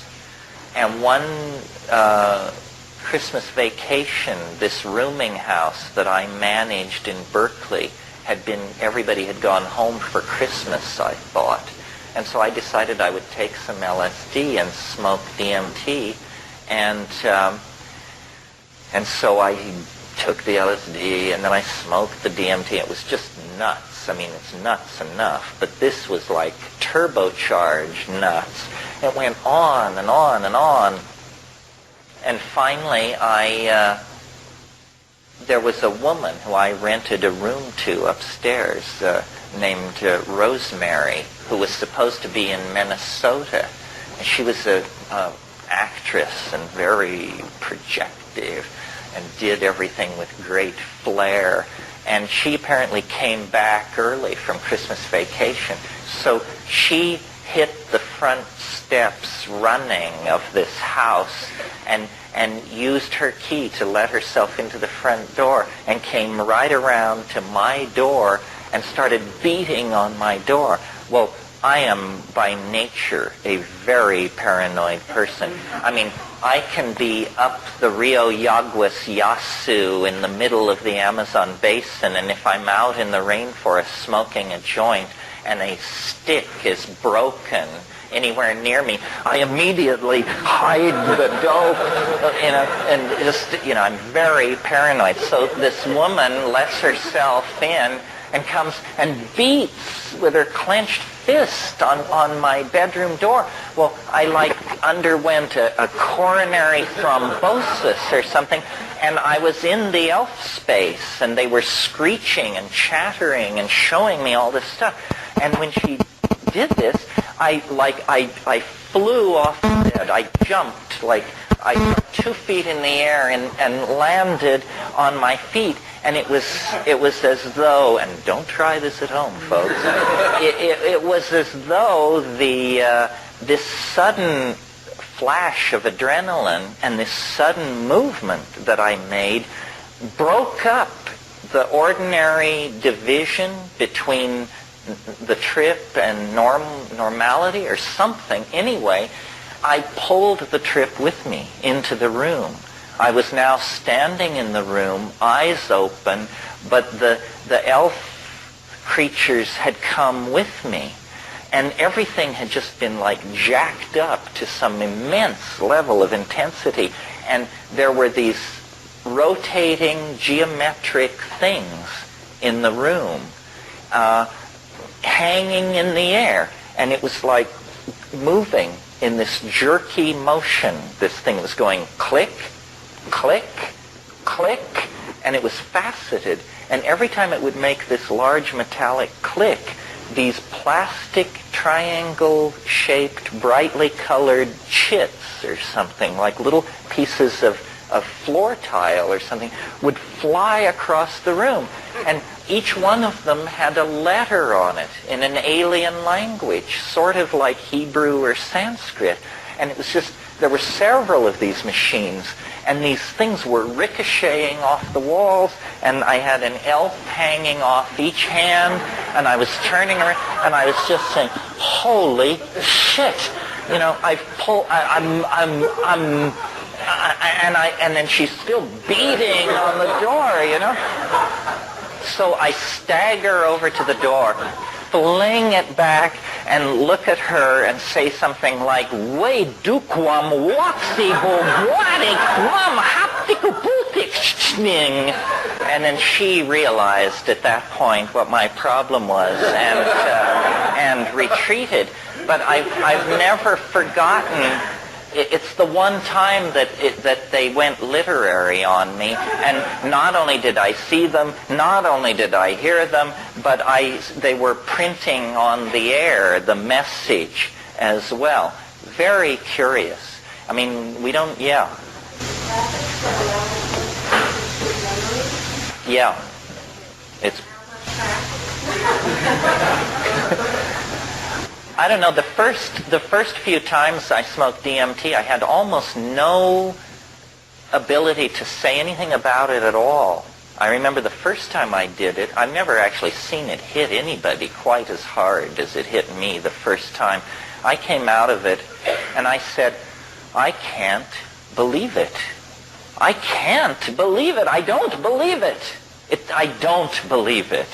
And I said this about 200 times because I was blown out of the water. I'd spent years getting my act together and becoming a Marxist and a this and a that and had all this stuff all figured out, and it just left me absolutely intellectually naked. It was that everything you know is wrong experience, except that it was from the toes, everything I knew was wrong. I've never forgotten it. It is the most, it's like hitting the reset button on your whole cosmogonic myth. It's the convincer. You occasionally meet people who say, you people who take drugs, listen, you think I believe that this is anything more than you just hyping yourself up on this? I say, listen, you got 10 minutes to put into exploring that point of view. Check this out, because it's confounding. People sometimes ask me, is it dangerous? It is if you fear death by astonishment. Astonishment is something we rarely experience as the genuine article. We fake it. Say, oh, you've really surprised me. But, hey, surprise, surprise, it can really get wrathy, yeah. You mentioned this ancient cult that forbade the use of the mushroom. What were their beliefs? Why did they? Mandaeanism? Well, Mandaeanism is a very old religion. It arose around Jerusalem in a couple of centuries before Christ. It was a baptismal cult. And I'm really into the Mandaeans, actually. They were the oldest continuous Western religion in the world with a Gnostic intent. And they started out as Jews, but they were persecuted. They claimed John the Baptist as one of their own, and he was a member of some kind of baptismal cult because we know he baptized Christ. But they were driven out of the area around Jerusalem, and then for centuries they were in Lebanon, and then they slowly made their way across Persia, and they ended up in the swamps of Iraq and Iran. I know someone from there who calls himself a Baptist. Do you? Is he from Basra? Is he from Basra, that city in the south? It's a very, Still there. Yeah, there are about 1 million of them. Why? How do you know? I've seen footage of that. I heard about that footage. People in London told me that they had seen it. Underground, he tells me that because they're discriminated against, you don't go around advertising that you are one of these, the Muslims don't like them. Oh no, they don't like them. Well, Mandaeans are very, very interesting. They have their sacred texts. Yes, they have their own written language. Although in 1847 there was a cholera epidemic that wiped out 90% of the priesthood, and only priests were allowed to learn to read and write this language. I have some facsimile manuscripts from the Vatican Library. I sort of think that we all should become Mandaeans, that of all the religions I've ever looked at and studied, it seems to me the most psychedelic, the most sort of ethically correct. They are in there, and it would be a great religion to practice on a world scale because they're into caring for the land. They're river nuts. They love rivers, and they build a cult hut called a mandai, and they always divert a little ditch through it, and then they do their ritual baptisms and stuff like that there. But their folk tales and their religious beliefs are very interesting. It's like a religion of biology. The highest god in Mandaeanism is called Hibble Zaiwa, and Hibble Zaiwa is always referred to as they. So it's that they are in charge, and it's beautiful scriptural stuff. They're very much like Orthodox Jews, only more so in that if you're a religious Mandaean, your life is ruled by all kinds of things, sort of like the rules of kosher. The most difficult rule that these people are asked to keep in their own lives is that if you're really a devout Mandaean, you are considered polluted if your eye falls on an unbeliever. And an unbeliever is a non-Mandaean. So you can imagine how difficult it is when you're down to 400 or 500 people to make sure that's the only people you ever see. The only profession that a Mandaean man can follow and not require ritual decontamination every day is silversmithing. So if you ever go to Baghdad, not likely too soon, but if you ever go to Baghdad or Basra or Kirkuk, there are communities of these people, and you find them by going to the silver markets. And then through discreet inquiry, you can find them. You say they're highly psychedelic, but what about the mushroom itself? Well, in folklore, folkloric anthropologists have developed all these rules.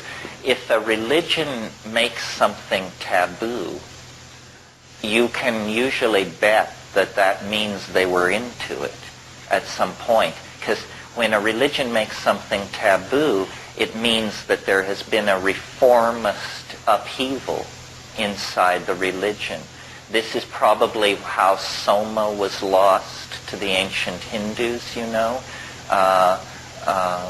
It's how Zoroaster was called the Great Reformer. And he was the Great Reformer because he suppressed a lot of indigenous shamanic cults. And some people think that he actually attempted to suppress Hauma. And Hauma is the Avestan counterpart of Soma. If any of you are interested in all this book by Flattery and Schwartz called, what is it called? Hauma and Harmeline in Iranian Religion. It's from the University of California Press, and they make a very strong case that Soma was not mushrooms, that it was Pagaman Harmala. And it's really it's a really interesting book. I mean, I learned things that I didn't know. For instance, in the pre-Zoroastrian phase of Iranian religion, drugs were not only used to access the spiritual world, but they actually said there was no other way to do it, which is sort of my position. So it was nice to know that these pre-Zoroastrian Iranian light religions, they were into what they called the Menog, M-E-N-O-G, the Menog, and it's another dimension. And you can only attain knowledge of it through the use of drugs. But the Menog existence is where the dead people are. And what their religion was about was you get to know your own soul through using drugs, and you approach it's like visiting somebody in stir. You go and your soul comes and meets you, comes through the Menog existence and meets you at the membrane. And the idea is that during life, you must learn to recognize your soul, because after death, if you can't pick it out of the soul swarm, then you will be somehow incompleted in the after-death world. Yeah. You mentioned death by astonishment. What were you on? What did you recommend? To attain death by astonishment. Well, DMT raises the possibility of death by astonishment. I was talking to somebody about it last night, saying, when you take DMT, the question is not, will I be all right? The question is, have I lived through it or not? Because you can't tell whether you've lived through it. DMT is this very short-acting hallucinogen that you smoke, but it's a neurotransmitter. It occurs in all human beings on the natch, and it occurs in various plants and animals. In terms of nature, it's the commonest of all hallucinogens. In terms of impact, it's the strongest of all hallucinogens. I mean, it's a completely reality-obliterating experience, and it comes on so quickly that you don't grok it like a drug. I mean, we all know what a drug is. You feel this, you feel that, it gets stronger, it makes you rest. Finally, it overwhelms you. This isn't like that. This is like that, you and your friends are somewhere and there's talk about this drug and the pipe gets filled and this and that, and then you're about to smoke this drug, or maybe you just smoked it. But anyway, a 747 crashes into your apartment building at 3 times the speed of sound and interrupts whatever you were doing. And sometimes people come out of it saying, what happened? What happened? For crying out loud. Say, nothing happened. You just did it. You mean that's it? Say, yeah, that's what it does.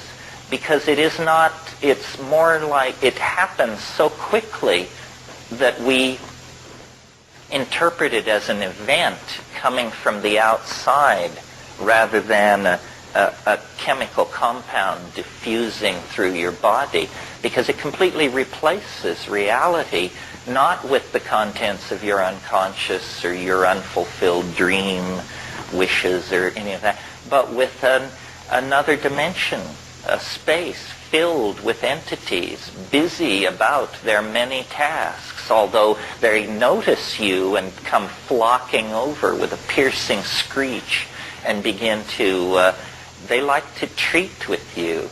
They play with you. They're not entirely friendly. It's sort of like,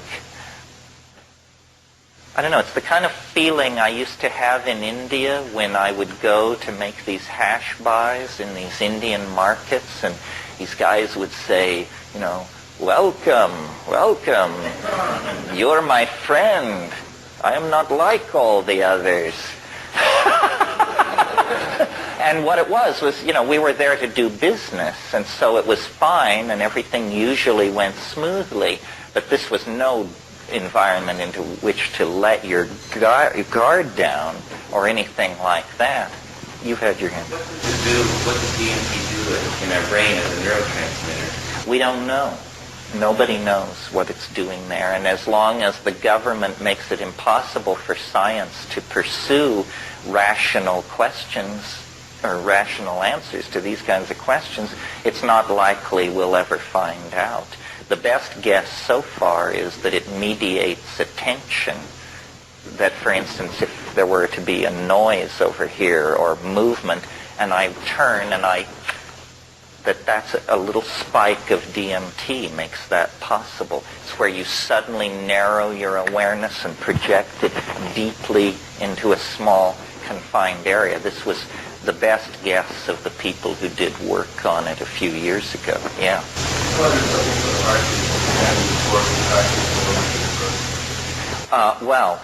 There are a number of physioactive tryptamines. DMT is not, if it's made right, not a cardioactive tryptamine. Sometimes when you smoke it, your heart races, but you can't tell whether that's sloppy synthesis or that you're scared.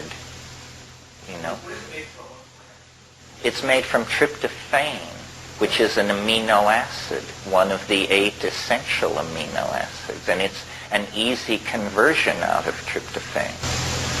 But it doesn't really come from a plant. Well, it can come from a plant, but if you were to ask a chemist to make it for you, he'd ask you to get him a few hundred grams of tryptophan. Can you, and please distinguish between clients that you said you encounter on DMT as against the kind that you found on mushrooms? Well, on mushrooms, you hear a voice.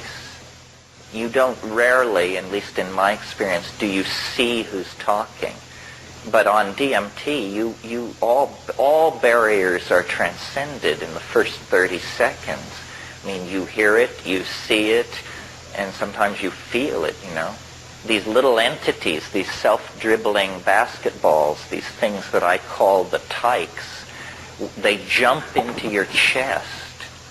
They jump into your chest, and then they jump out again. I don't know why they do that.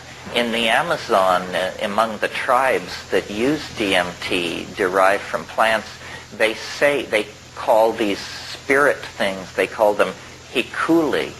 And they say that you're supposed to that they will jump into your chest, and then you're supposed to have a technique to keep them from getting out. And the number of these things that you trap inside your body cavity indicates how powerful a shaman you are. Your magic is done through the hikulis that are trapped inside of you. So you really don't ever see them on the mushrooms? You do, but it's fleeting. It's like, you know, it's different. With DMT, it is more real than this experience of sitting in this room is real. I mean, it is confounding. It's very hard on DMT to tell yourself this is a drug. I mean, good Lord, it doesn't seem like it. It seems like you just tunneled through an energy barrier into the beta sub X dimension, which is all the time all around us, but somehow you just became virtual and moved across the energy barrier, and there you are. You know, and the other thing about DMT that's weird is it does not affect your mind. In other words, you don't feel gaga with ecstasy. You don't feel relaxed. You feel exactly the way you felt before you did it. It's that the world has just been swapped out. And that's strange. I sort of like that it doesn't lay a glove on the observing cognitive processes. Instead, it just does something in the visual cortex that causes the world to be replaced by a 3, 4, 5-dimensional, highly colored, moving environment filled with screaming elf demons. And are you talking about smoking your grandmother? Oh, no.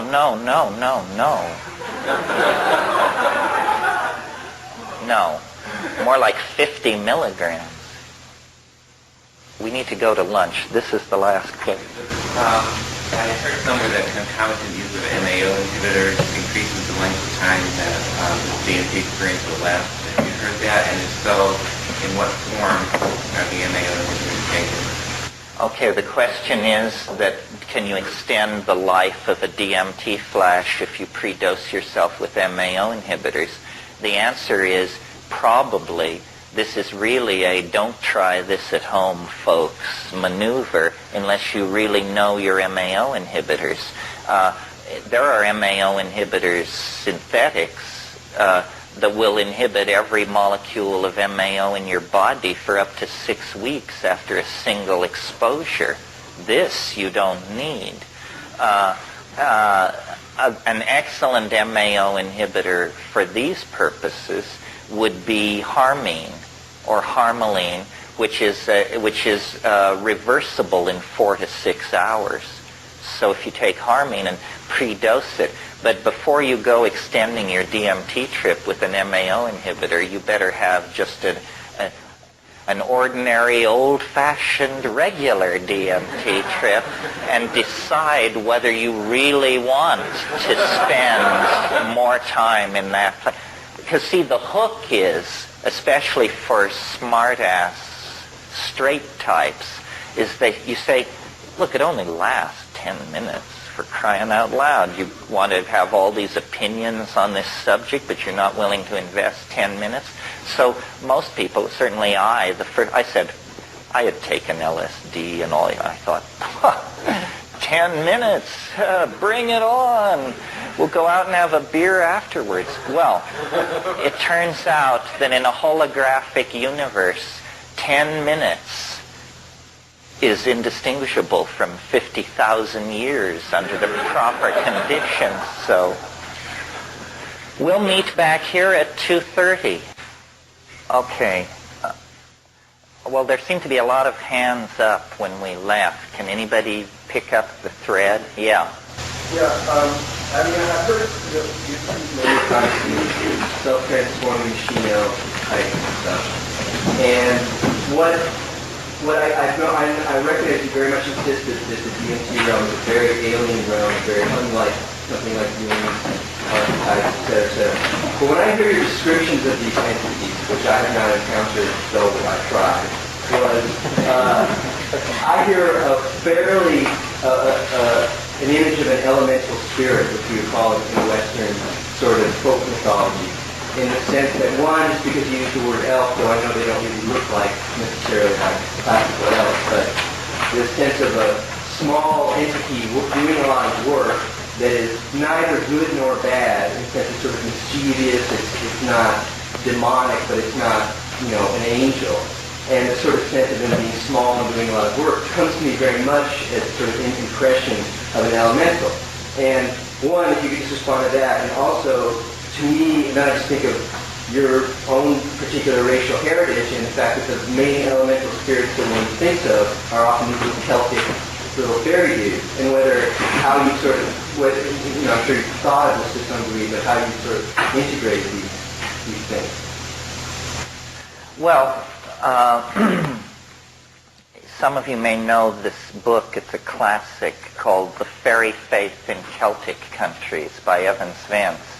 And it was reprinted recently, and I wrote the introduction to it.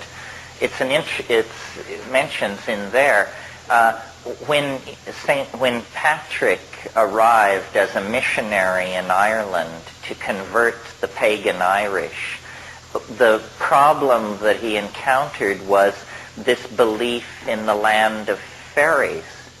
And he, in order to convert the pagan Irish, he convinced them that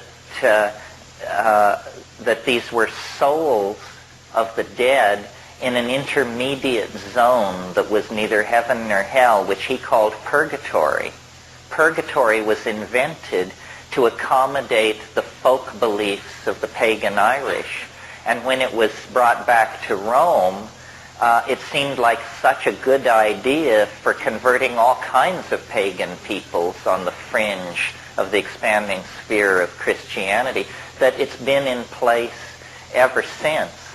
I've wondered, I think I even talked sometime this week to somebody about the way in which there's a kind of a racial or a genetic undertone about some of this stuff. I never really felt, I didn't know till I was 13 years old that I wasn't a white person, because I grew up in Colorado where everything was white bread culture, and my father may have had opinions about the IRA and all that, but we were never told, that we were Irish. And, some of you who have roots in this city know that as recently as 50 years ago, they used to have signs up along 8th Avenue that said, "No dogs or Irish allowed." So, I reconnected to that part of the heritage. The Irish are stereotypically known to be susceptible to intoxication, to be great word spinners, and to have this peculiar relationship to fairyland or something. I don't want to think that I'm just exploring the Celtic collective unconscious. It seems to me these things must be there for everybody.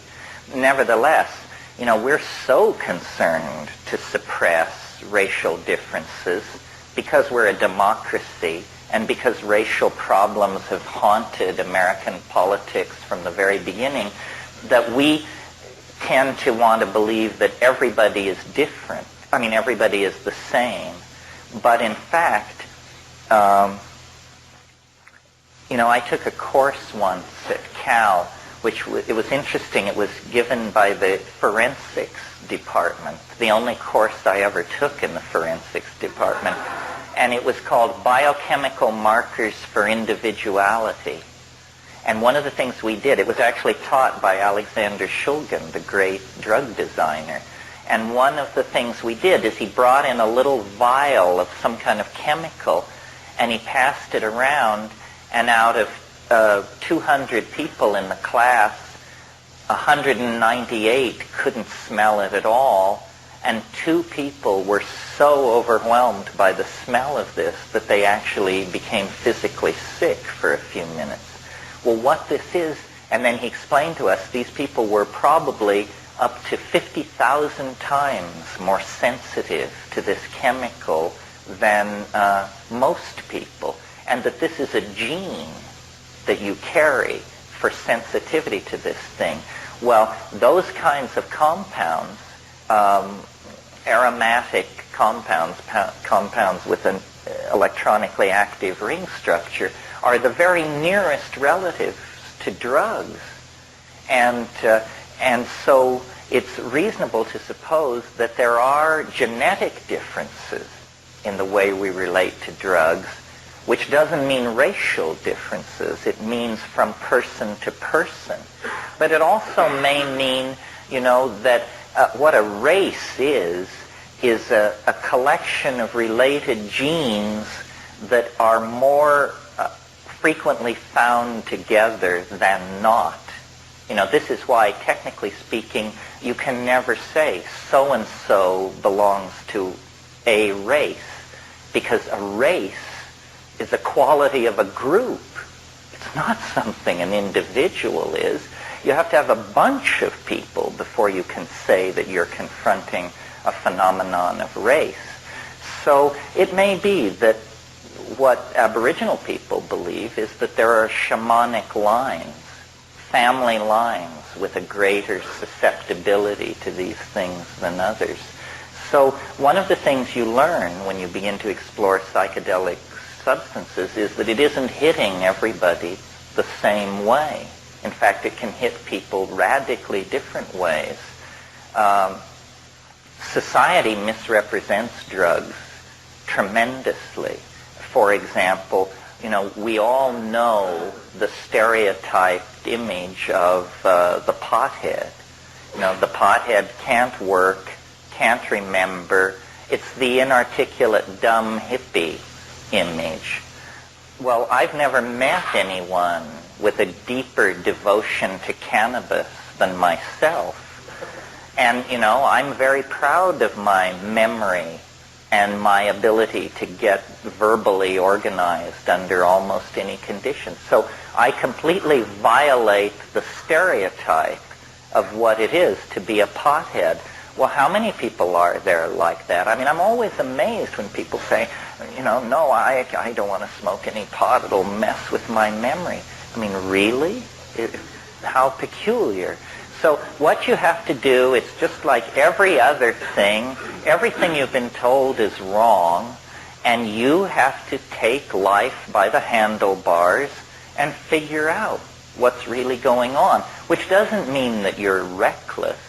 I mean, there are bad drugs, there are bad politics, there are bad relationships.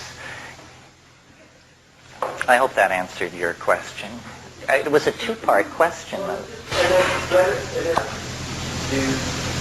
It still seems to me that these entities are in many ways similar to the sort of elemental spirits, and whether you think of that as a possible explanation for... Well, when you say they're like elemental spirits, is that because you spend a lot of time with elemental spirits? I thought this varied story, just for the... It's true, they are. I mean, they don't look like them, though. They don't look like anything.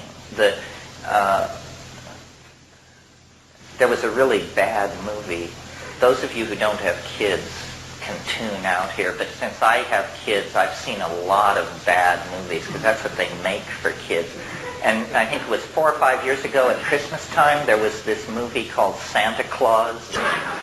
Tune out on. But there was one scene in the elves' workshop where they were making thousands of toys, and there were all these conveyor belts going from level to level, and these guys rushing around at full speed. It was the most DMT-like reconstruction I've ever seen.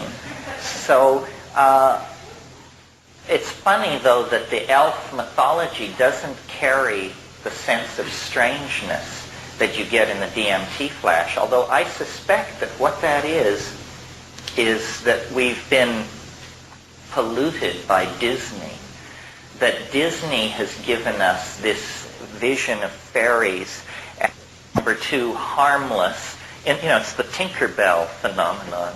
Because if you go back before, is it Andrew Lang who wrote all those books, the blue fairy book, the brown fairy book, the white fairy book?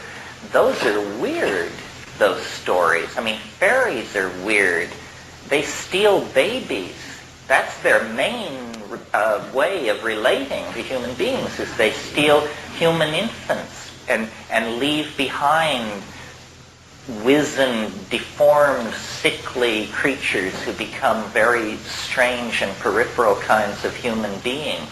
And fairies, if you get trapped in fairyland, the only way out is through, and they're language-oriented. They will never do you damage if you can convince them that you're a master of words. It's poetry that they like. And all over the world, there is this persistent motif of these small entities. Well, I'm not suggesting that they're really there, but I don't know what's going on. I mean, it's odd that they should persist and that they should be experientially available. I mean, you have to understand, a different person saying this to you, it would be a whole different thing. If it was Madame so-and-so Egypt and so forth and so on. I'm pushed to this stuff by experience, because my inclination is toward reason. It's just that everybody moves along safe channels. Everybody stays out of the fast lane. And if you move to the edges, and drugs are certainly an edge, and a full exploration of one's sexuality is certainly an edge, and going off to weird corners of the world and staying long periods of time is certainly another edge. And if you do these kinds of full affirming world of white-bread European bourgeois work hard types, just looks as weird as any cultural adaptation could possibly be. I have said many times, and you probably agree to some degree, that reality is created by language. But we don't realize how true this is, that reality really is created by language, and that we are all imprisoned in somebody else's language. This isn't how we want to talk. Most of the words, I'd say 90% of the words and constructions we use would be great-grandfather.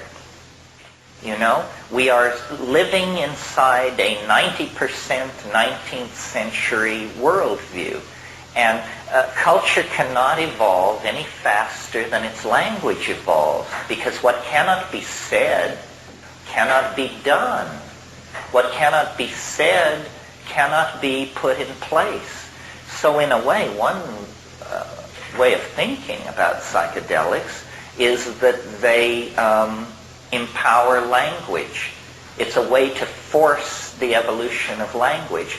The way you stretch the envelope of culture is by creating language. Everybody, this happens unconsciously in society, Hasidic Jews or reggae people or whatever, the way they create their boundaries is through language. I mean, the Catholic Church, this is how they do it. I mean, speaking Yiddish is a way to do it. You create a new reality inside the old one, and you can do it by moving backward into a specialized language, or you can move forward into a new language. I mean, look at how the introduction of the computer has transformed our language in the 70s and the 80s. I mean, draw CPU, throughput, output, input, bug, glitch, all of this stuff. These are words that have been empowered by our involvement with a machine. Now, before that, the major influence on language in my lifetime was the LSD episode of the 1960s, and it always amuses me how much time and energy the establishment spends on heaping abuse on hippie talk. And it's even now, it's sold to you guys as West Coast talk. It's sold on the West Coast as LA talk. It's sold where you are, you're close to it, but not of it. It's like they used to say of the Watergate scandal, linked but not tainted. And what LSD did, I mean, I can remember, if I can remember, words like, or a concept like ego trip. The first time I heard that, I didn't know what it meant. I didn't have the concept. Well, then once somebody explains to you the concept, then you've got it. Vibes. That notion introduced a whole bunch of people to the idea of emotions. He said, you walk in the room, it was a bad vibe, man. Means that there's no rational deconstruction of what was going on, but you could just tell it was not a place you wanted to be. So it began to empower new realities that were able to emerge. And it was very important, I think, to the establishment to suppress that, because new words are the beginnings of new realities. That, the gay thing is an interesting example of that. I mean, it goes from, what was it called in the 19th century? The love that dare not speak its name. Interesting. You see, it was there, but you dare not speak its name. Somehow to name it was to bring it too much into the forefront. And people who were gay, nobody could anybody. I mean, it was worse than being a communist. Now, it's empowered. And all the various racial groups who have had to come up through the American meat grinder have had to create vocabularies of community that they were proud of, rather than accepting the vocabulary of the dominator culture. I mean, a good example is the NAACP. The words colored people is embedded there, and yet these were the sincerest and most radical people in that movement. At a certain point, they did the dominator designation for their subgroup and constantly oppressed minorities are trying to get the language right. And it's important for us to do this too. I mean, are we stoners? Are we heads? Are we shaman? What are we exactly? Well, pouring psychedelic substances into that mix then opens the doorway for the logos to define you. And building community is part of this. We are an interesting potential community because we tend, unfortunately, toward the lily white, but not concerned. I don't see any class dominating. There are probably people in this room who could buy and sell all the rest of us without going past their small change. There are also probably people who scraped and saved for this weekend and could ill afford it. We don't seem to be embedded in that class structure so much. Maybe we represent a level of education. Maybe we're some kind of generally definable group of people by level of education. But I don't see that either. What holds us together is what holds all subcultures together, which is an experience. In this case, not something else, but the experience of being loaded. And, it's a very powerful and immediate kind of experience. And I'm sure some of us are more loaded than others. And in any subgroup, you'll get that kind of a spectrum. Yeah. Well, this is just, I don't want to harp on this, but with the DMT thing, what do you go to it now for? I mean, have you gotten familiar with the terrain, or is it every time as shocking as the first time? It's always pretty shocking. I've spent a lot of time on it. What happens for me is that these entities want me to do what they're doing. And what they're doing is using sound to make objects appear out of the air. They can sing objects into existence. And this, I think that they're language elves. They're not made of matter. Well, then what are they made of? It seems as though the place you go on DMT is made purely of language. It's as though there is a syntax, hard thing to picture, but they are more like, sometimes they're like sentences rather than organisms. The essence of their presentation is like that of a pun.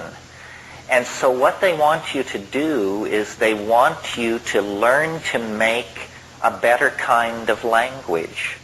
They want you not more articulate, not more clearly defined, but they actually believe or suggest that there can be a dimensional breakthrough into a language that is seen with the eyes.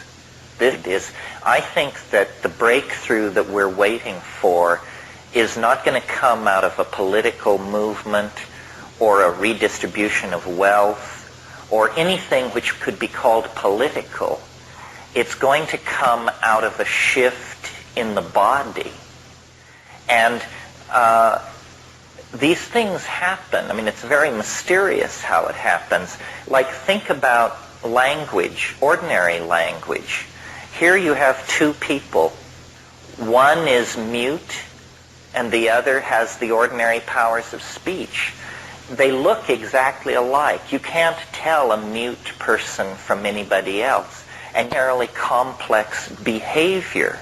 Language is a behavior of some sort. And it's very hard to imagine that it slowly insinuated itself into our being. It looks to me more like it was a kind of quantum leap of some sort, and probably appeared very suddenly.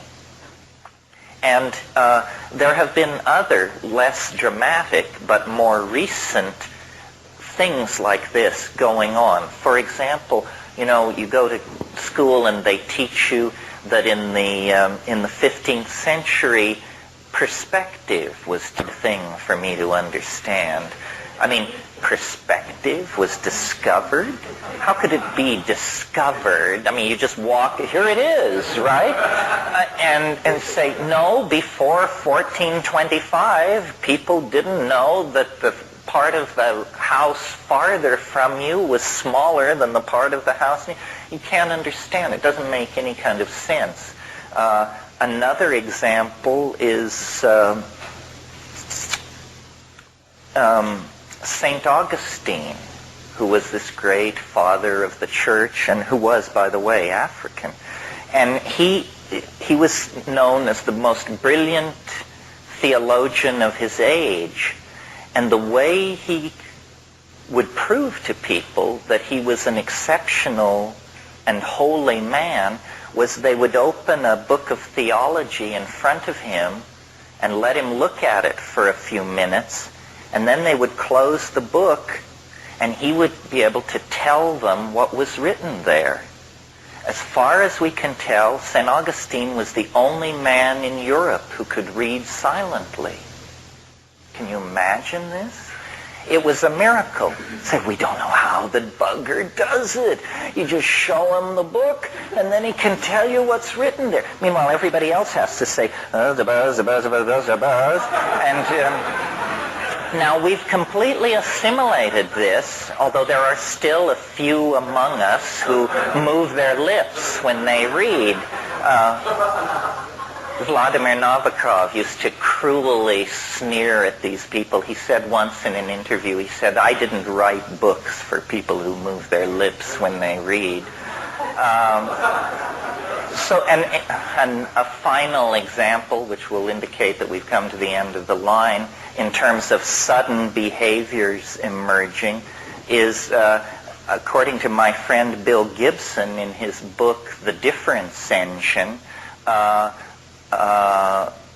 oral sex was virtually unknown in England until the middle of the 19th century.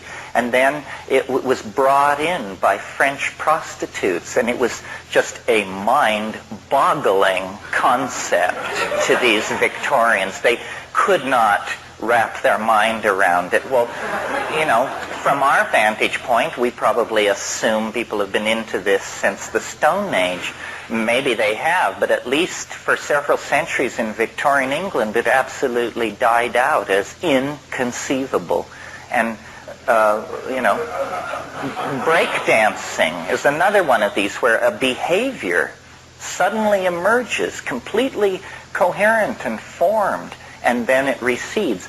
So or if it has cultural utility, it's stabilized, such as my previous example. So what these tykes seem to be trying to say is there is a way for you to use your voice in order to activate a language which is not culturally taught. It isn't that you learn it from your parents, but that it's in the bone. A poetic language, a language scripted into your genes, and not only is it an Ursprach, an original speech, the vehicle of primal poetry, it can be seen. And, it's interesting how in our culture, when we talk about how somebody is really a gifted speaker, we always reach for visual metaphors. We say, I see what you mean, And in Spanish, they say, if they're talking to you and they want to know if you've fallen, they say, is it clear? Claro? Claro, it means, is it clear? It's a visual metaphor. Say, she paints a picture, or his words have great clarity. What this means is that unconsciously we trust the eyes and we don't trust the ears. And telepathy, which most people, I think of as being able to hear somebody else think, is not that at all. What telepathy is when you see what other people mean. Because when you see what somebody means, it's like standing in their shoes. Point of view.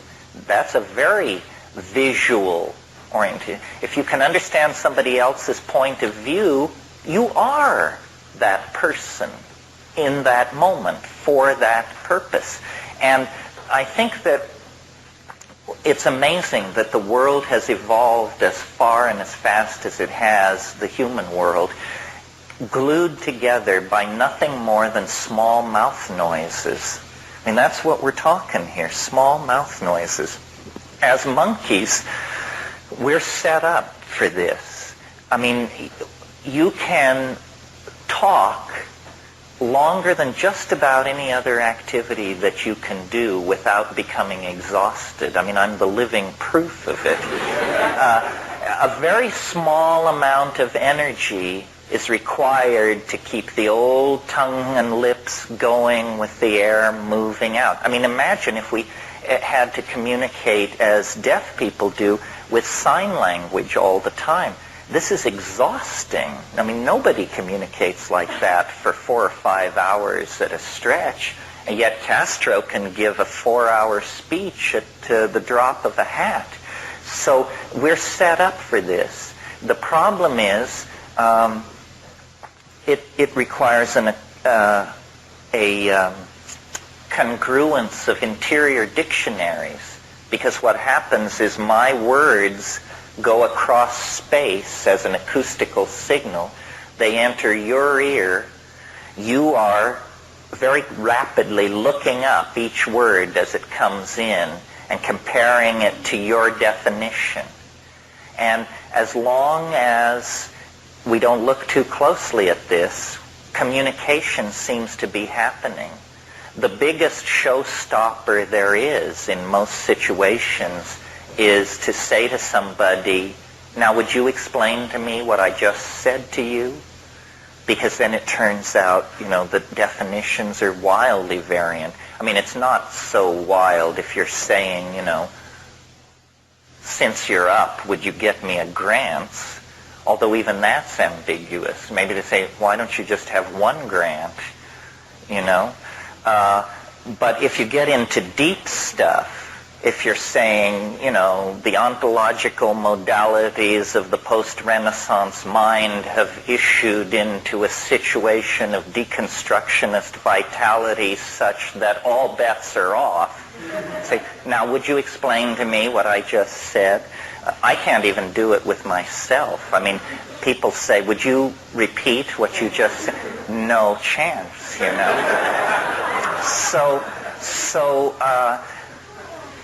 And I've looked at this, and there are models for this kind of verbal communication. Did we talk yesterday about the octopi and all that? No, thank God. See, whenever you think you're about to take a step that nobody has taken and go a place nobody's ever been, if you'll look back at Mother Nature, you can usually find that you've been scooped. And a very interesting example of this vis-a-vis language is what's going on with octopi. Octopi and squids, as you may or may not know, but most people know it because they absorb all these TV shows about nature. Somebody once said to me, I know you don't like television, but it's a wonderful way for my children to learn about nature.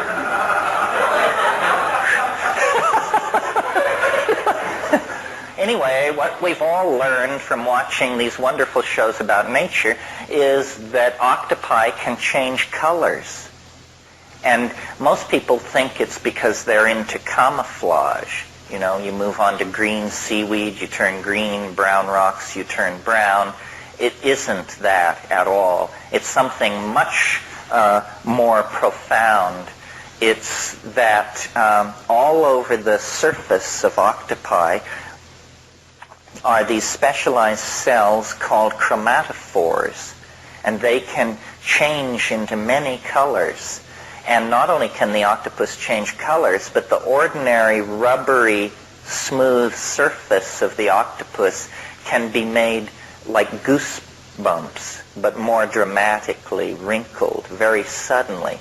The other thing about an octopus is, because they're soft-bodied, when they're in water, which is their natural element, they are very, very adept at folding and unfolding various parts of their body. So they can reveal a part of their body and then fold in and then show another part. And they're like a silk scarf in water.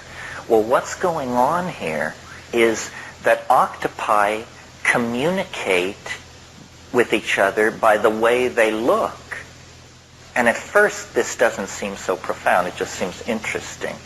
But when you analyze what's happening, you realize that this is a profound evolution in the project of communication, because there is no culturally sanctioned dictionary among octopi.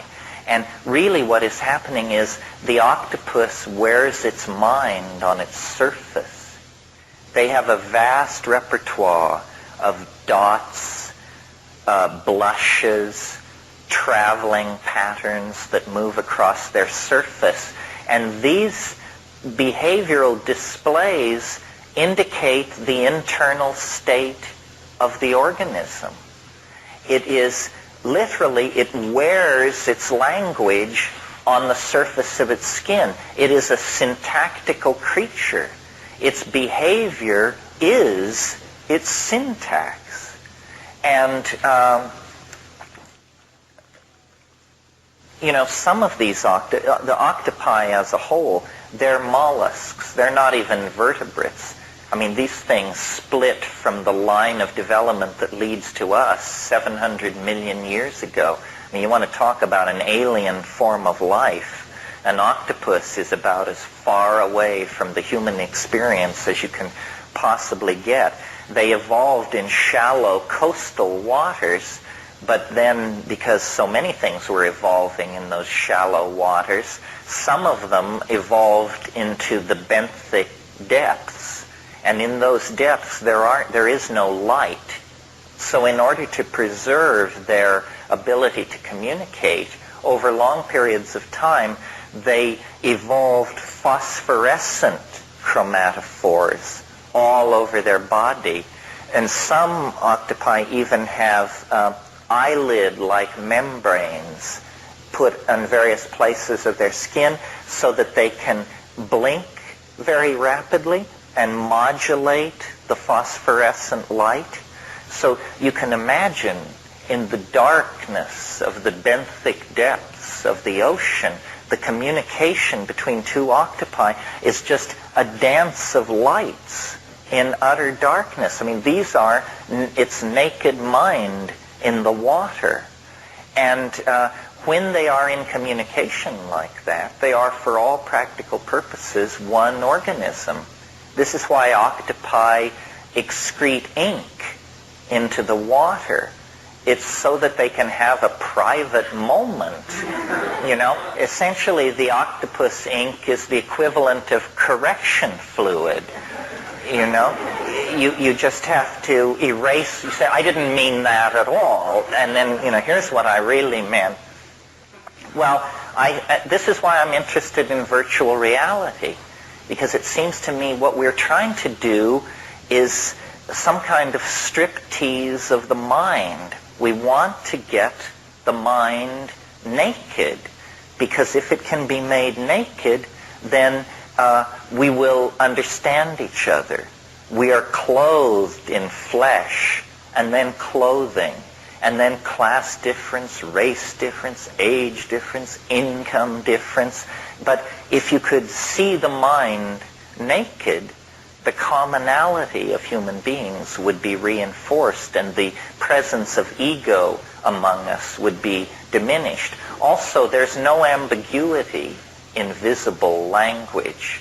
It's interesting that in the book of Revelations, there is this talk about how there is this sword which comes out of the mouth. It's describing a word which can be seen. And the whole history of the evolution of the Western mind is, in a sense, the birth of the Logos. The Logos is making its way towards self-expression. And it's doing this by claiming dimension after dimension of manifestation. And I think that electronic media and electronic culture and drugs and the mixing of all our world cultures together, what this is empowering is a visible logos, a logos that is beheld and therefore lacks ambiguity. Yeah.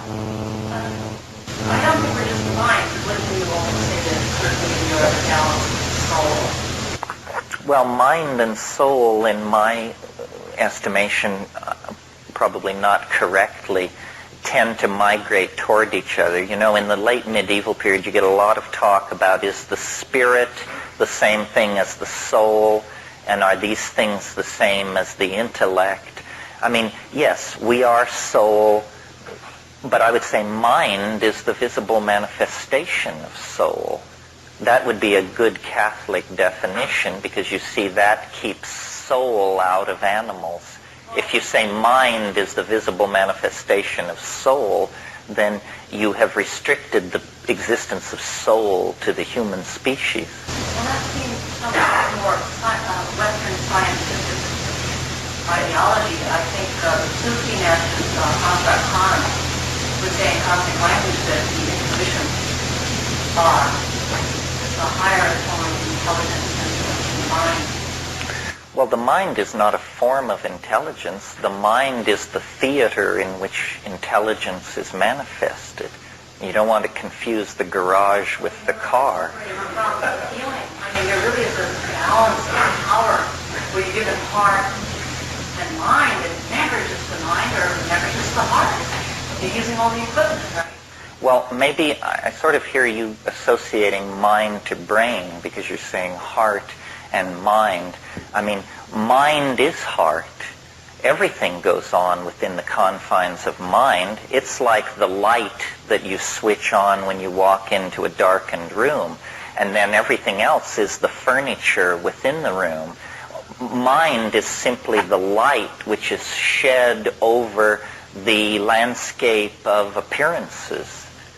You know, I mean, this is only my definition. I'm aware of the Neoplatonic emphasis on the mind. I think they called it the ens, and so forth and so on. But in modern psychological terms, the mind is just the theater of cognition in some way. Mind, consciousness. No, consciousness is something which happens in the mind. I mean, there is an unconscious mind as well. Mind is the inclusive category, I think. Yeah.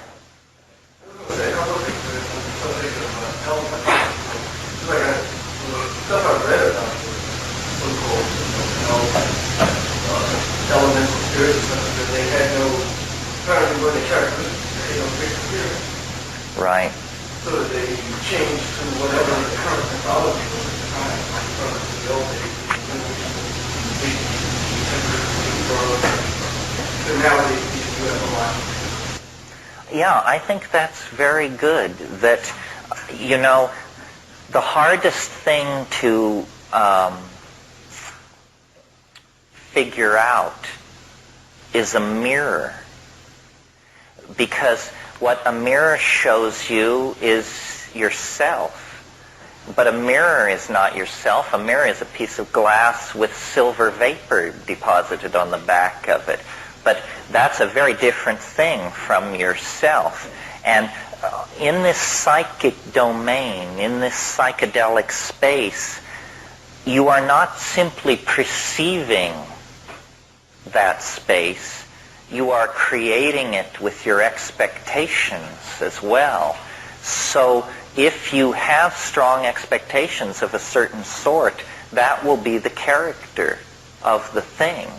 I think we talked about this yesterday, about how here we have peasant A chopping wood in the woods, and suddenly a ripple of heat passes through the forest, and a hackle-raising sense of weirdness.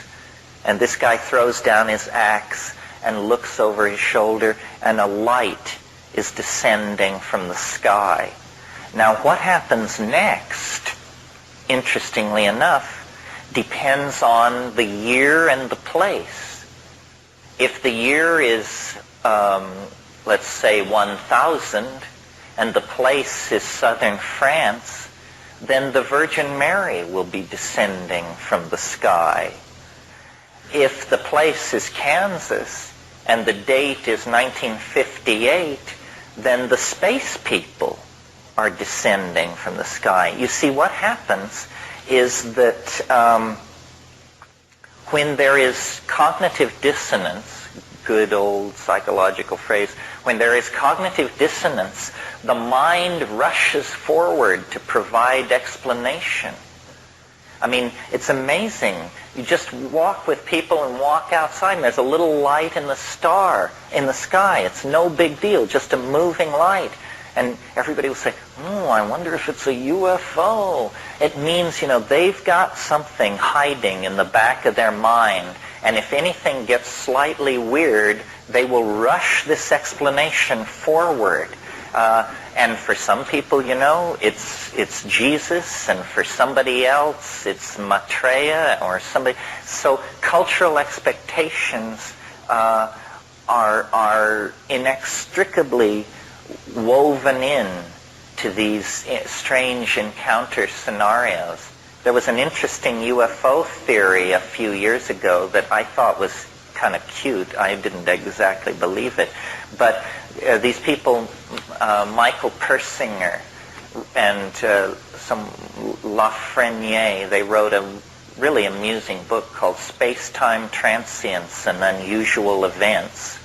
And one of the things they came up with was along earthquake faults, you get the grinding of enormous masses of rock together. And if these rock masses have a high percentage of quartz in them, you can get what is called piezoelectric phenomena. Now, piezoelectricity is simply a peculiar form of static electricity, but what it would do is it would create ball lightning in the sky, which would follow these stress lines in the earth. And, there is a connection not understood between earthquakes and the appearance of UFOs. But one of the interesting things that Persinger discovered about piezoelectricity is that if you in the laboratory build piezoelectric generators that generate fields of enormous strength, then as a person is exposed to these things, they actually mess with your mind. They actually people become more and more confused and uneasy and ultimately panic-stricken in the presence of these piezoelectric fields. Well, once you pass the panic moment, then your mind is going to start telling you what's happening. It's going to say, you're having an encounter, something weird is going on, and then out of the unconscious comes the projection, the flying saucer, the Virgin Mary, the elf invasion, the manifestation of Maitreya, whatever it is. So it's that mind goes to meet the unknown, but not without a hell of a lot of baggage of its own, which it immediately tries to unpack and put into the drawers of the other as soon as it arrives. Yeah? I'm going to test your theory. Right? Oh, dear. The mind is not the intelligence, and I couldn't get to the next line. That's brilliant. Too fast and too brilliant for me, too. The mind is not intelligence. It's not the soul. It's sort of the theater in which all these other things take their place. Somebody behind. Yeah. Yes. Who of the gods you mentioned that you've seen shaded in the Amazon shooting beams of red lights in magical battles? Could you describe a magical shamanic battle, how it would occur? And would that be a psychedelic battle where the energy current shot back and forth? Well, all I have is the anecdote, which I'll tell you. When Kat and I were in the Amazon in '76 taking ayahuasca, we got in with this certain group of people in Peru that took it every week. And, cultures have different ways of handling hassle. And in some cultures it's confrontational, in other cultures not. The way these Peruvian country folk operated was if somebody was screwing up, nobody would ever say so. They would just talk about these people behind their back until the morphogenetic field of gossip was so strong that you would basically awaken to the problem. So there was a complex social situation going on in this ayahuasca circle, which was there was a master shaman who we were apprenticed to, who was beloved by his neighborhood. But he had a nephew, a sobrino, who was a jerk. I mean, this guy was, as Don Fidel said, ambitious. He dealt a little weed, he did a little pimping, he was just sort of an edge runner type of guy. And every Saturday night we would all get together and take ayahuasca, about 30 of us. Older shamans, our guy, people from the neighborhood, and this sobrino, Don Jose. So I don't know what the real history of it was, because I had just arrived on the scene. But these old guys would sing these icaros, these magical songs on ayahuasca that appear as colored tapestries in front of your eyes. And you know, they had soul, they were into it, and this guy would sing against them. I mean, it's the rudest thing you can possibly imagine. I mean, imagine if Lou Reed were trying to give a performance and the guy in the third row just launched into Old Man River and kept at it, you know. I mean, in this town, I'm sure large guys would appear and say, "Sir." In Peru, it didn't work like that. They just kept singing. He kept singing. And it was clear that this is how it was going to be handled, that we had just divided into two separate entities here. Well, my wife was sitting next to me, and he was sitting across the room from us, the sobrino, and I had been watching him for a long time, and I was loaded to the gills, and I could see he would get up on his haunches, and he looked like a monkey. His face, it was uncanny. I mean, he looked like a monkey, and he also looked kind of like a jackal, a dog with long teeth. Kept going through these changes, and Kat leaned over to me and said something like, "This guy is an asshole." And I just said, let it slide. What do we know? Think of it as anthropology. But she wasn't having it. So after a while, he kept doing this. And at one point, and everybody in the room, every person in the room was bummed out, and they were looking at their laps. All eye contact was broken. It's actually, when I was a kid, I invented a word. The word is fardao, and it means the embarrassment you feel when someone else fucks up. And you happen to just be there, but somehow the aura of it is so strong.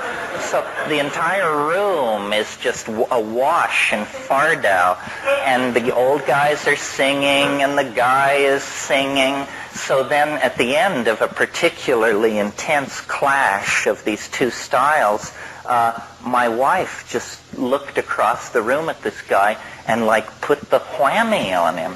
And I saw these red arrows leave her eyes and like dotted lines go across them.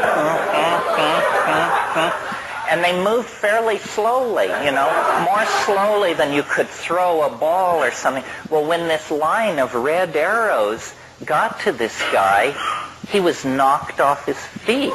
He fell backwards with his legs in the air, and there was a big noise.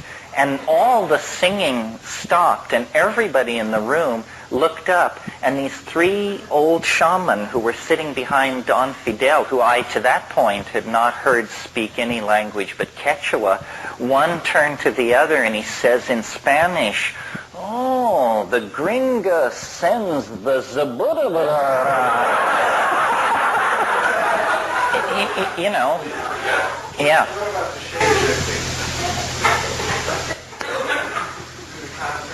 You mean becoming a jaguar and all that? Yeah. What's happening there, or the night bird? The night bird, the owl, It's everything happens. I mean, they used to, when I first went to the Amazon, they used to say to us, the Indians and the folks who helped us haul our stuff around, they would say, "La selva como un sueño." It's like a dream. The forest is like a dream. And I thought that was a poetic metaphor of some sort, it's not. It's that you need to read various people who've written on the boundary between wilderness and settled space. When you go into the jungle, language becomes everything. And unbelievably bizarre things happen. And they really do happen. I've seen this in myself, because when I first went to the Amazon, I knew virtually no botany. I only knew drug botany because I was so focused on that. We would go down these jungle rivers, and there would be hours that would pass where no words related to where I was would come to me. I called it the big green. That's what it was to me. It was the big green, and there was a lot of different kinds of green, and that was it. Well, then the next time I went to the Amazon, I was with professional field botanists. And we would go out into the jungle, and these guys were just like children. And say, look at this. This is a Pallicorea. Look at these Varola trees. Look at this Hyoscyanthus. Look at this. Look at this. And soon my mind was filled with language about the green. And the green all disappeared. And instead there were plants that I knew and that were familiar to me. And this coming to terms with a local language is very interesting. You see, you speak the language you speak in most cases because of where you were born. If you were born in Russia, you speak Russian. China, Chinese. And an interesting thing about these languages is that you really can, they say you can never go home again, but in this rap, you never can leave home. You go to the Amazon, but if you're explaining it to yourself in the language of the East Village, you never leave the East Village. You have somehow carried an envelope of local association with you, and you can never break through it. And so in a way, you never see the place where you are. It's very important to try and make some accommodation to the local language, because in a way, only the local language is appropriate to the place. France is a good example. It doesn't make any sense if you don't speak French. Germany makes no sense if you don't speak German. Somehow the local language is a part of the local reality. And we ignore all this and behave as if everything is very straightforward. The one thing you learn taking psychedelics is that nothing is straightforward. Anybody? Yeah.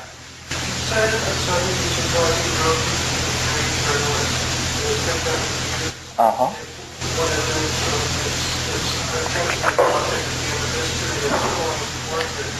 Now, is all evolutionary progress when you look at the entire span of the Earth's history, several million years, and almost nothing but bacteria, and so sort of on an even larger scale, a lot of the development of higher organisms sort of rush towards the near end of our present location. Is it all coming from this one object, or is history skimmed by different transcendental objects? Like the thing that is breakdancing one object passed through its message to the world and was breakdancing, whereas another object passed by 2,000 years ago and now Egyptian stylized representation or that kind of thing? No, I think there's one transcendental object that exerts attraction wherever it can. You see, what evolution seeks to do is to stop itself. Every organism wants to evolve into what's called a climaxed ecosystem. That's where everybody has their chair and nobody moves. So there are no empty chairs. You see, everyone has a place to sit, but there are no empty chairs. Where you get evolution is where you have a room half full of empty chairs. Then you have the choice of where to sit.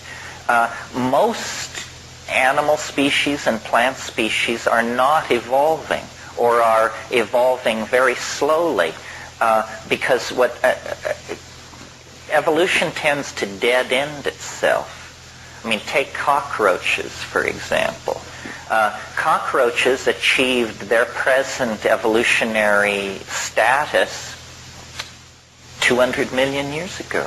They haven't changed an iota. We can dig up fossils from the Pennsylvania coal beds that have cockroaches no different, except slightly larger, than the ones running around in your apartment. So this has been clearly a very successful strategy for cockroaches if the only thing that matters is, the propagation of more cockroaches. Nevertheless, their cultural accomplishments have been dismal. So, until recently, yes. I had a friend once who seriously claimed that 60% of the structural integrity of New York City was contributed by cockroaches between the walls, and that if all the cockroaches were to ever march out, the whole thing would just fall down. You see, it's thought by the straightest people in the biz that before human beings, the major force creating evolutionary opportunity were rivers. And this happens because the course of rivers will vary over time, and that means that rivers expose and inundate a lot of land. So along rivers, you find what is called, I can't remember what it's called. I'll name it. It's called unclaimed territory, sandbars, and large areas where nothing grows. Well, into those kinds of areas, what are called volunteer species or invader species can make their way. And these invader species evolve very rapidly. For instance, in a climax tropical rainforest, what you find are enormous trees and vines, and then the epiphytes and stuff that grow on them. But these trees may flower once every 20 years or so. And when they do flower, they often produce a very limited amount of fruit. What you find along rivers and places like that are what we call weeds. And what a weed is a plant that is, number one, annual. It dies every year. And weeds produce enormous amounts of seeds. A weed strategy is a strategy for the rapid invasion and claiming of empty land. And before human beings, rivers were the major creators of empty land. Carl Sauer, who was a biologist and a geographer, he said, man found the earth a climaxed rainforest, and we will leave it a weedy lot. What that means is we create so much waste land that these annual heavy seeding rapacious plants are replacing the products of climaxed evolution, which are enormous trees and vines and that sort of thing. Anybody else? This is your last crack. I wanted to bring up Jacques Vallée and the Warner learning schedule. Is that one of the ideas? You opposed. Which book does he talk about? Well, I don't know which particular book. It might be a dimension voice. Oh, Voyage to Magonia is a good one. Is it the new one? I haven't read the new one. I think Jacques Vallée, I have a lot of respect for most of his work. I thought that book, The Messengers of Deception, was so off the track that I actually went to a book signing of his and leafleted the crowd with an attack on it. Shows you what a nut I am. For those of you who don't know, Jacques Vallée had a very interesting approach to understanding flying saucers, and I still think this is the best method. His argument went something like this. He said, it's not productive to ask where the flying saucers come from or what they want.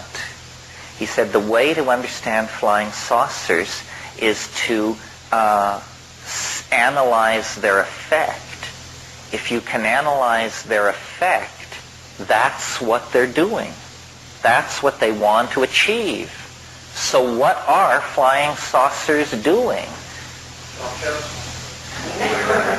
Well, they do talk shows, but what is the effect of them doing all these talk shows? What they are doing is they are causing vast numbers of people to doubt science. If you analyze what the effect since 1948 of the flying saucers is they have caused millions of ordinary people to think scientists don't know what they're talking about.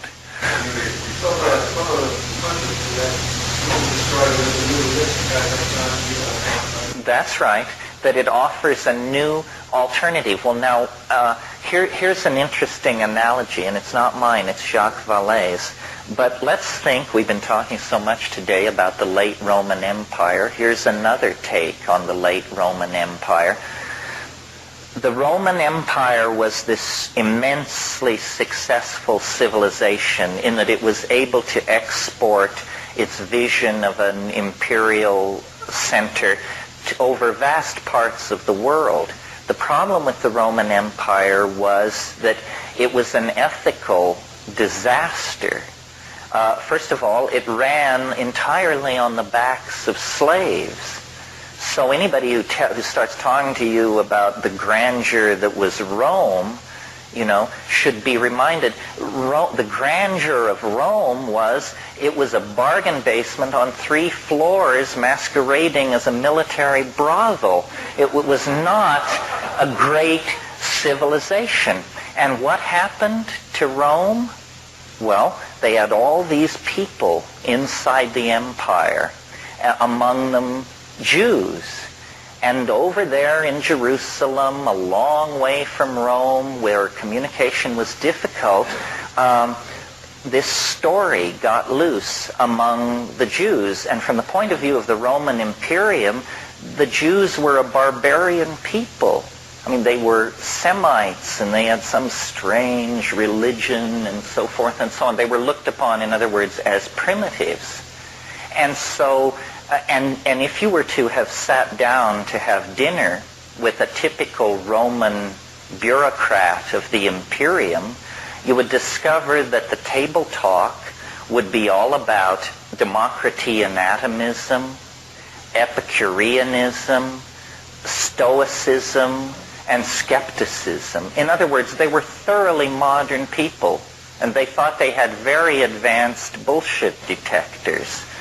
And so then, it comes to the attention of this Roman noble that the house slaves, the kitchen boys, and the gardeners are all whispering and all excited about some Galilean magician who's running around the Eastern Mediterranean telling people that not only can he rise from the dead, but so can you. And a Roman sophisticate looking at this would say, these primitive, uneducated, colored people that we have to put up with, why don't these people step out of their own private Idaho and get with the program and study a little Greek philosophy? They're just superstitious. Well, hey, in a world where information moved no faster than a horse could gallop, within a century, these uneducated, superstitious people and their irrational religion of magical redemption were hammering at the gates of Rome. And a century after that, the emperor himself, a god, for political purposes, has to make Christianity the official religion of the empire. In other words, what happened was that political and technological and architectural accomplishments got way, way out in front of ethics. And at that point, the unconscious said, I'm going to pull the rug out from under these Roman dominator types. I'm going to unleash a religious system in their very midst that will be an informational virus that they'll be dead before they ever know what hit them. And this is what Christianity is, you know. I mean, it was a religion of the displaced underclasses of the empire, and within 300 years it took over and began its own pogroms and genocidal programs of extermination. The flying saucer is a similar thing. We have achieved great things in technology and in social organization and in scientific research, but like the late Roman Empire, ethics and morality have lagged far behind. And so now, the same unconscious that sent us the mystery of the virgin birth and the resurrection, which completely confounded Roman rationalism. I mean, what were they to make of that? A virgin birth and a resurrection from the dead. They send us the flying saucers. And the flying saucers are destroying the faith in the scientific control systems and managerial theories at the very center of our civilization, just as surely as the Roman Imperium was broken by this superstitious religion. So what it is that there is a force in this world, call it the unconscious, call it the cosmic giggle, call it whatever you want, but when a society gets all twisted and out of balance, it can pull it down in a hurry. And I think the psychedelic thing in the 60s was viewed this way. It's that the dominator society is incredibly fragile. I mean, that's why whenever you see somebody who has to pile up guns and guns and guns, it means that they're not terribly confident of their ability to keep control of the scene. And we have so many kinds of guns pointed at us: propaganda, social engineering, manipulation of the media. They do it all to us, and they still can barely keep ahead of it. They hate the spread of unreason. They hate psychedelic drugs. Hell, they don't even like people to work up a sweat on the dance floor. Anything which bespeaks anything other than ladylike and gentlemanlike, parlor-oriented, English upper-class behavior completely drives them into a swivet. And yet, you know, they launch horror upon the world that makes anything the Roman Imperium undertook look like child's play. I mean, this stunt they pulled with Iraq, you know, where they could kill, who knows, 100,000, 200,000. They don't even count the dead when they get pissed off. So that's why I think this archaic revival is in full throttle right now. I think the dominator model is doomed. And all the things that are coming forward, you know, the assertiveness of racial minorities, the assertiveness of sexual and intellectual minorities, people are just saying, you know, we're not going to take it anymore. And don't tell us what to believe, and don't tell us what drugs to take, and don't tell us what's politically correct, because your record is a nightmare. And this general discontent spreading through society is, I think, keeping a lot of these dominator types up late at night trying to figure what's going on. I mean, can you imagine being in charge of the planet as though, you know, suppose you were the CEO of General Motors or something like that. I mean, every piece of data that crosses your desk says, you know, you're in trouble, big trouble. Somebody had a question. Yeah. I'm just getting back to your abode and extraterrestrial visitation. Are you saying these things are merely unconscious projections and have no objective reality? No, I'm saying they're coming from another dimension of some sort that actually has a plan for the human race that is larger than the plan of the people who seek to run this society. Their plan, it's a brilliant plan. Their plan is, let's keep everything as much the same as possible. I mean, since World War II, they have been at war with the future. They do not want to let the future happen. And of course, the future is building up like a log jam in a river.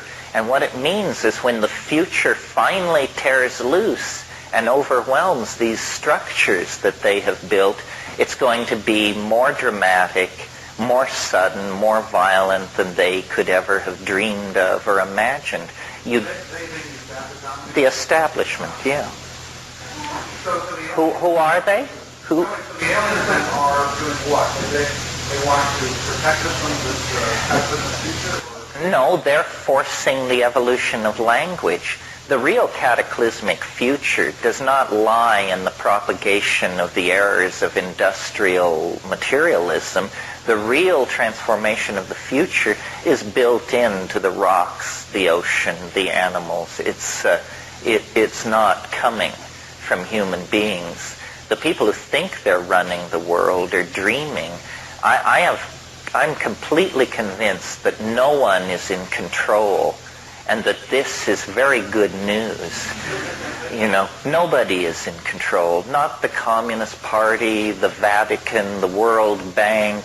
Nobody is in control. There may be groups who dream of controlling, but their frustration level must be approaching infinity at this point. Looks like all those radio signs on the highway. The radio is not big. Yeah, that's right, exactly. Yeah. For thousands of years,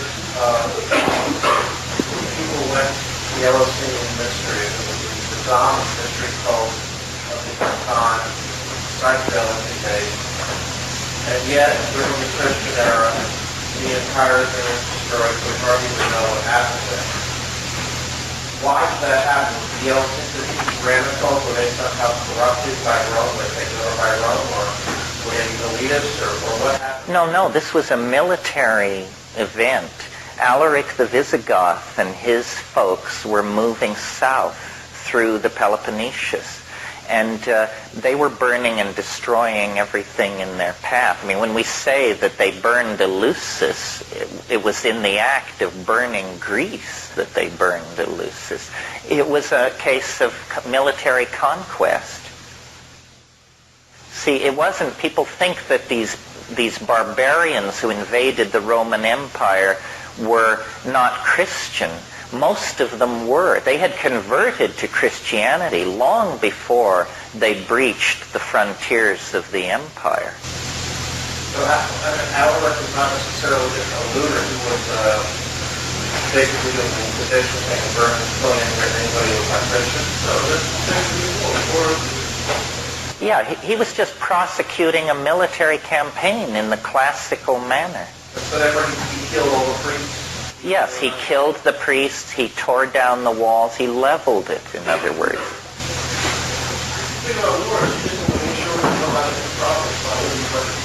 That's right, scorched earth.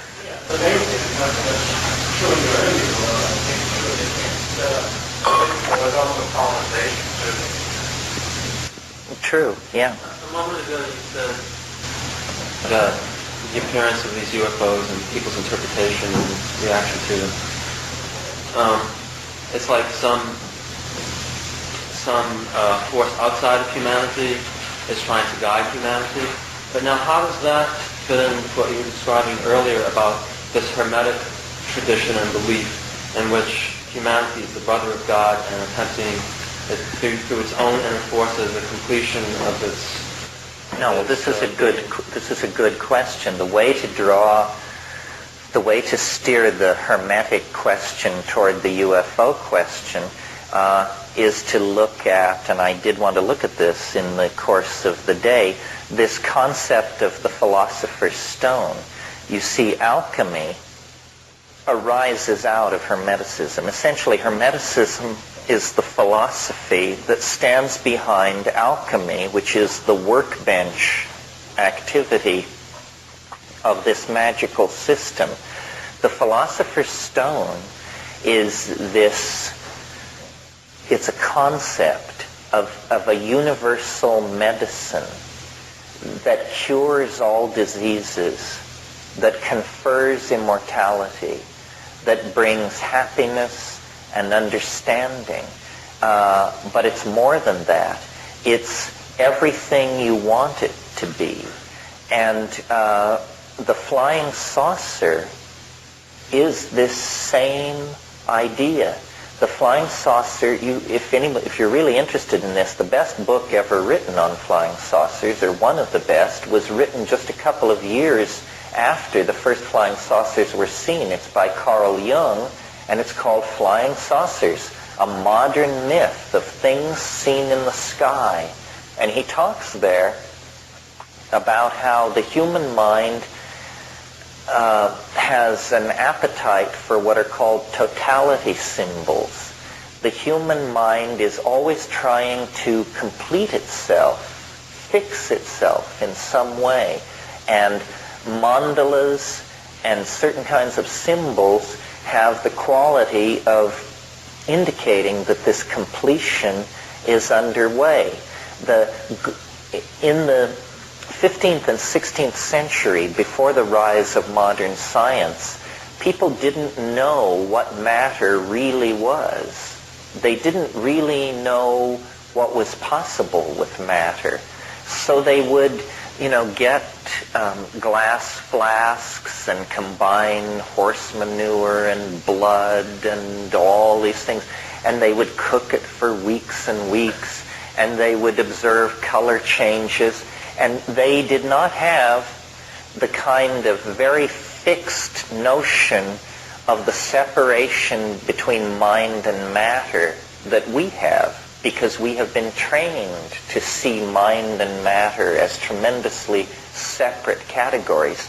So these alchemists, working often day and night in remote areas, on, bad food and ergot-infested bread and what have you. Anyway, eventually they began to enter into a kind of waking hallucination with their alchemical activity. And so what you have in these glass retorts, presumably, are swirling chemical mixes. But the alchemist, looking at these things, didn't clearly distinguish between what is going on in the alembic, the alchemical vessel, and what was going on in their own imagination. The two categories weren't separate. So Jung noticed that these descriptions of chemical procedures that come out of alchemy are not to be taken seriously as real recipes. They are descriptions of psychic processes leading toward individuation.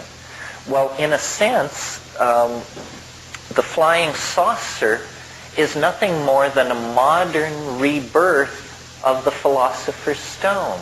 I mean, the flying saucer is the universal panacea at the end of time.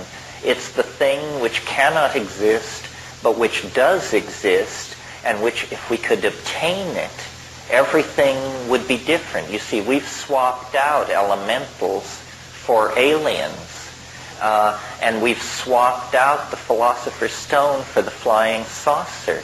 Nevertheless, if we were to attain the flying saucer, it would be the equivalent of these 16th century people obtaining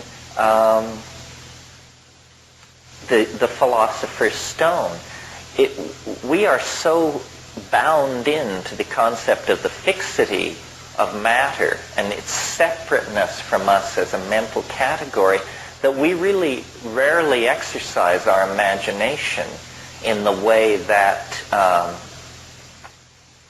that these early people did. For us, everything stands still. I mean, it's a mental exercise you should do for yourself sometime, is imagine that you had a material that could do anything.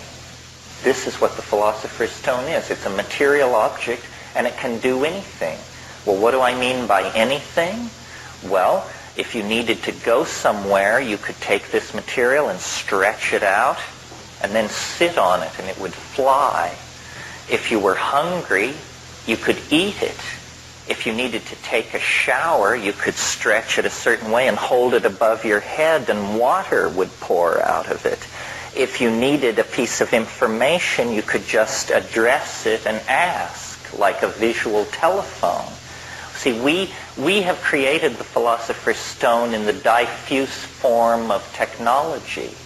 We can do everything I just described: fly, talk to people at great distances, eat synthetic food, and so on. But we have solved each problem separately. Now, in a way, the computer is an interesting leap toward the Philosopher's Stone, because if you analyze what a computer is it's a machine which can do anything. You have to tell it what you want it to be. If you want it to balance your checking account, it can do that. If you want it to predict the weather, it can do that. If you want to play a game with it, it can do that. It's mind-boggling to realize that anything you can conceive of, the computer can simulate. The computer is the first in a long line, extending into the future from this point in time, of omnipurpose machines. We're going to move into a world where you don't have a telephone to call your friend, a fork to spear your meat, and a comb to tease your locks. You have one thing, and this one thing does whatever you need to have done. Technology is beginning to compress, and it will, of course, be a kind of computer, but it will be voice programmable to do anything. Well, this is a very hermetic ideal, and we are migrating toward this kind of a fusion of possibilities. This is the secret of how to dematerialize culture. Make machines which can do more than one thing. Make machines which can do thousands of things, but always return to being a little ball or a little box or something. Yeah.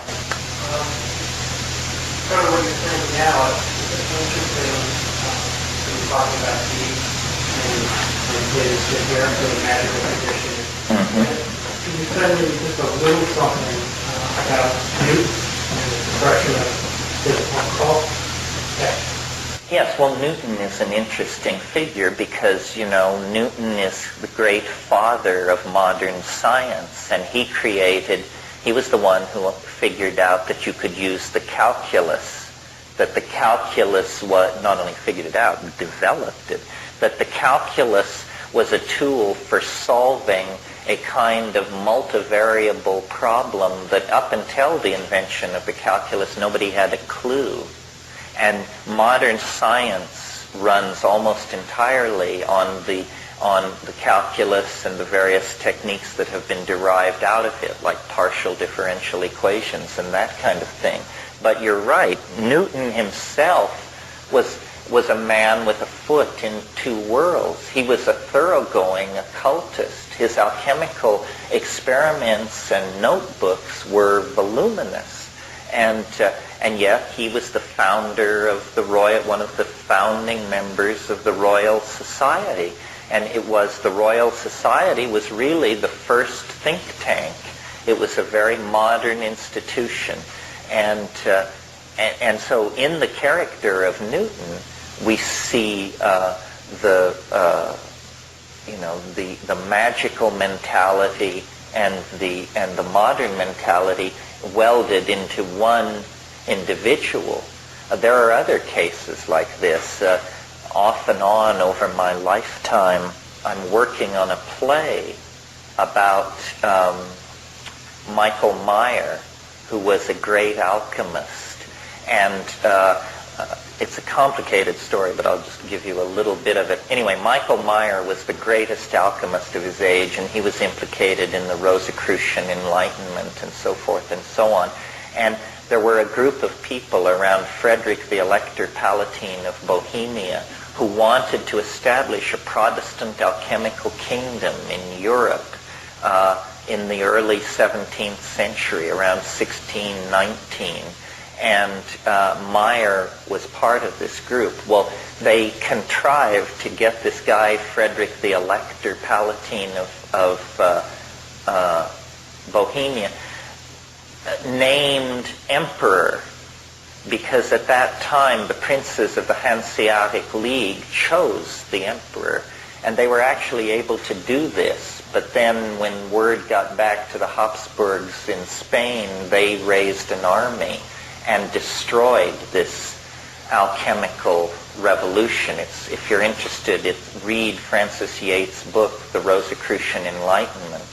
But anyway, this Habsburg army, which laid siege to Prague in the summer of 1619, and then destroyed this alchemical possibility, there was in that army a 21-year-old soldier who was basically soldiering and wenching his way across Europe, which was something gentlemen did in those days. And his name was René Descartes. And after the fall of Prague, I can't remember the exact date, but I think it was in early August of 1619, this Habsburg army was retreating across southern Germany, returning to Spain, and they pitched their tents at Ulm in southern Germany, which, strangely enough, keep your eye on those coincidences, folks, would be the birthplace of Einstein some centuries later. But anyway, they pitched their tents at Ulm, and Descartes, who was not the mature philosopher of science that we know, but just some punk mercenary, getting his first taste of life, that night he had a dream. And in the dream, an angel appeared to him.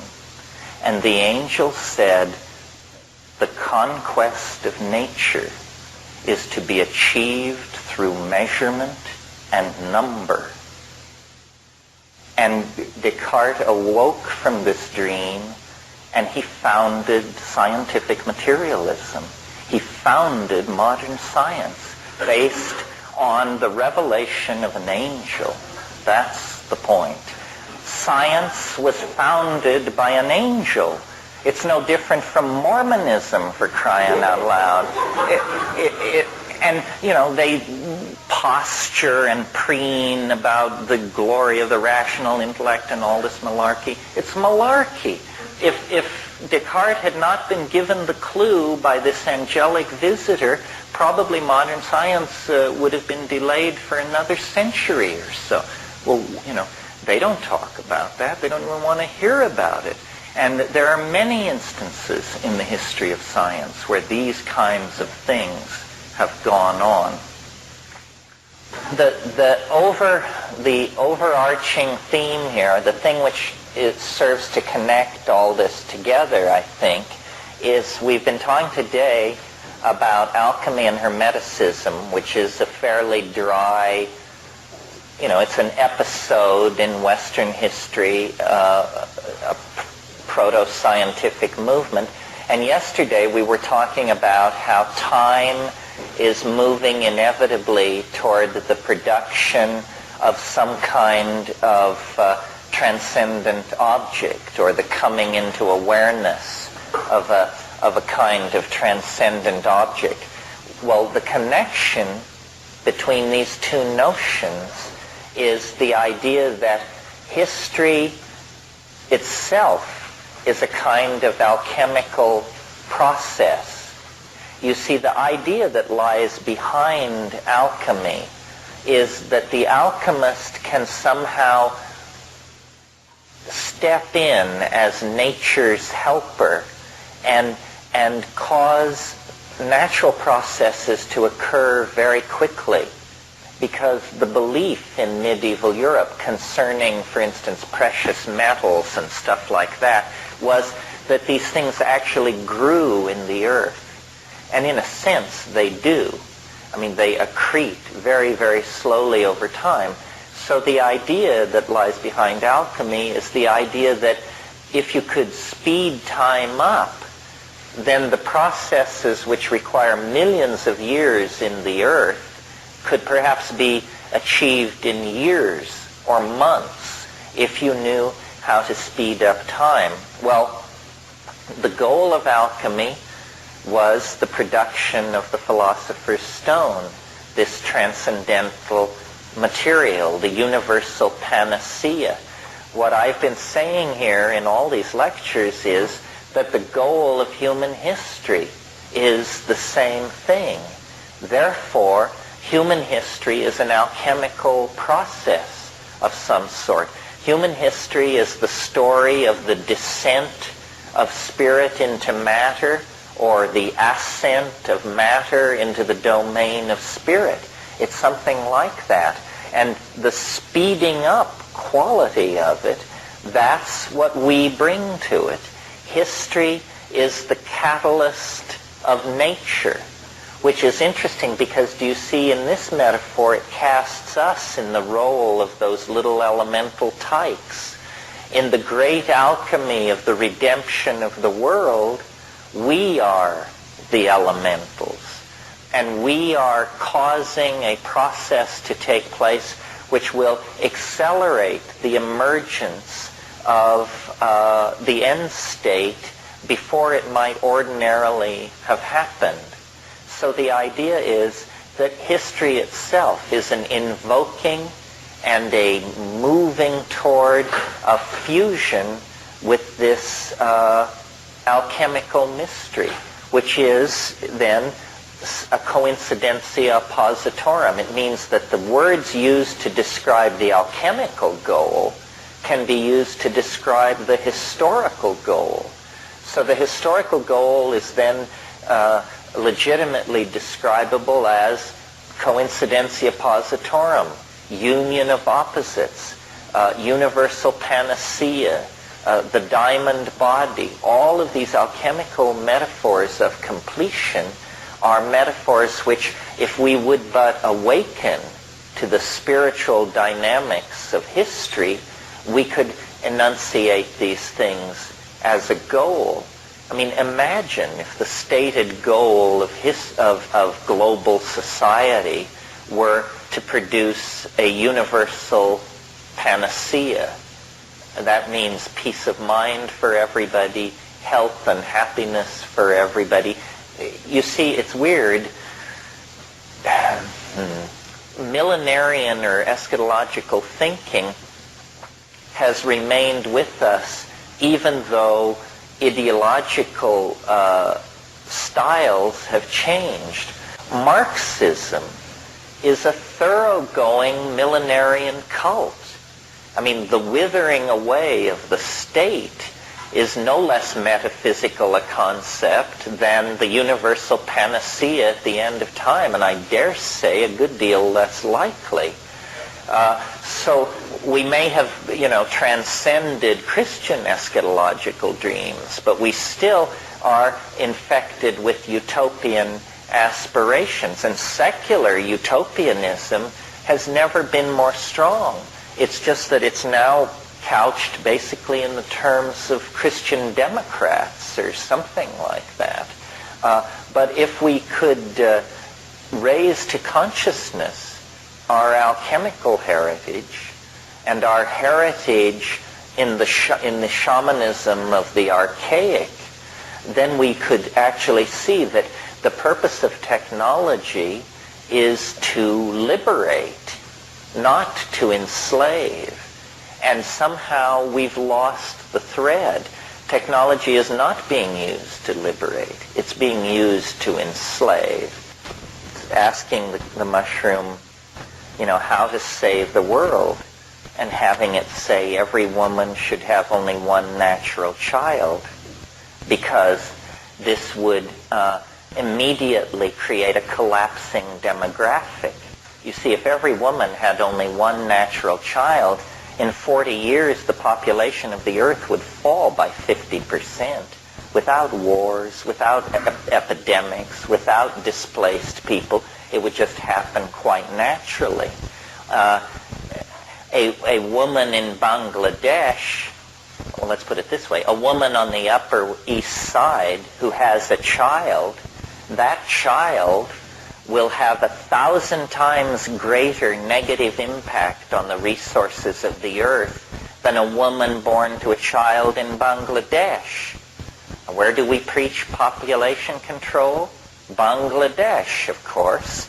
If you were to go to Bangladesh and meet a woman who told you that her life's ambition was to have 1,000 children, you'd think you were confronting a social criminal of some sort, some kind of complete sociopath.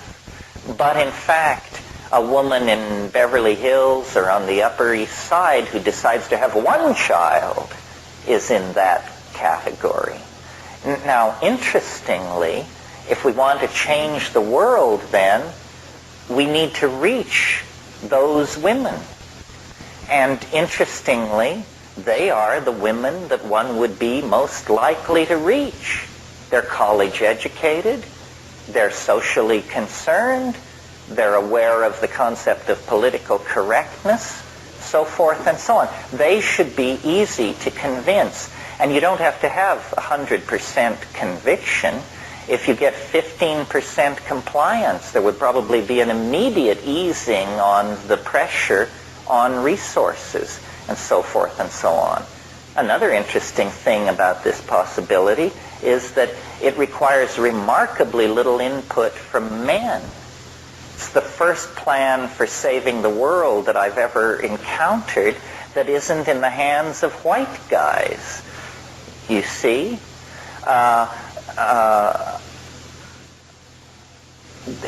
Now, people object to this by saying that you don't understand.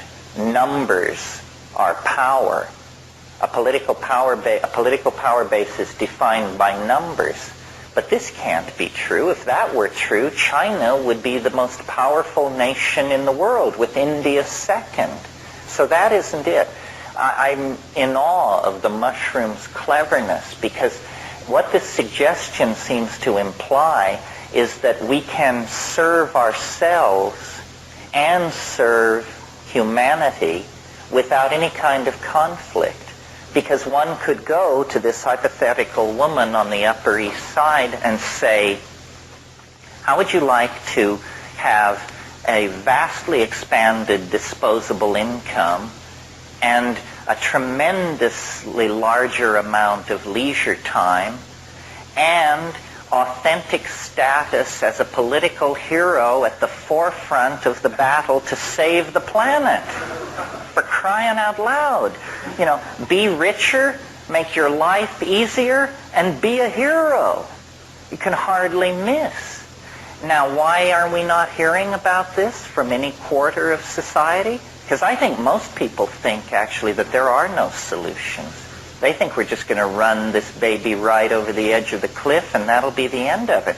Well, when you point out that something as simple, as voluntary, as limiting your reproductive replacement to one child would chop the population of the earth in half in 50 years, people are stunned. You know, they never thought of that. These kinds of things need to be considered. Now, when I ask myself, why aren't people embracing this, and this goes back to what I said before the break, I think they're not embracing it because probably white guys can't figure out how to make a buck in a situation of collapsing demographics like that. Capitalism views us all as consumers, and it wants more consumers. The more consumers there are, the scarcer stuff will be. The scarcer stuff is, the more you can charge for it. The last barrels of petroleum will probably be sold for $50,000 a throw. And another objection that people raise is they say, well, it's terrible to have only one child. Children need other children. Well, you know what the present accommodation is? Most people have 2 children. Did you know that no society on earth has ever idealized the having of 2 children? It's a totally synthetic, artificial idea put in place by the Industrial Revolution so that for the convenience of the managers of the industrial state. Having 2 children, I have 2 children, it's a terrible idea. Do you know what happens if you have 2 children? They fight like cats and dogs. Do you know how many children the average family had in 1800? 10. So to think that by having 2 children you have somehow participated in a natural, ages-old family structure is just a bunch of malarkey. It's absolutely untrue. Well, if it's absolutely untrue, then let's go to one and save the earth. This is for those of you who don't think that the message of just sit back and watch it happen has any efficacy. Well, then if you really want to do something, no political act you would ever commit yourself to would have the positive consequences for suffering humanity that deciding to limit your reproductive ability would have. Yeah. Yeah, also, it seems though that people that I know were very, very bright, don't have kids. Well, that's a lot of very, very stupid people who should be very well, have tons of kids. I'm just wondering about the sense of... Well, now this sounds like a plea for eugenics. Is it a plea for eugenics? Well, Anyway, there's a logical error in your argument, which is that you think that smart people have smart children. Genetically speaking, this is not necessarily true. I mean, there's a gene reshuffling that happens. Often smart people attain their smartness through a kind of accumulation of recessive genes, and the next generation will be peculiar in that family. You don't want it, you can run it off the edge.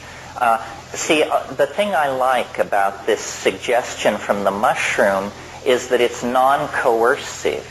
We can think of many plans to save the world if they would just give us absolute power to order everybody around. But here's a plan where men really recede into the background. Now, women have always, within the context of modern feminism, have lamented their powerlessness to do anything about the male-dominated world. Here's something that they could do that would place them at the cutting edge of the reshaping of planetary civilization. And they don't have to get permission from anybody. So, what about it? It's there to be done, yeah. I would make this would end up being genetics because that is tainted by the scientific and racist background. But before you're talking about the possibility of genetic factors involved in a shamanic predisposition, and while if that proposal was coming from, say, new kids on the block, I'd be very pleased with it. Coming to a McKenna audience, I don't know if this is the place to convince people to extinguish their lines or whatever.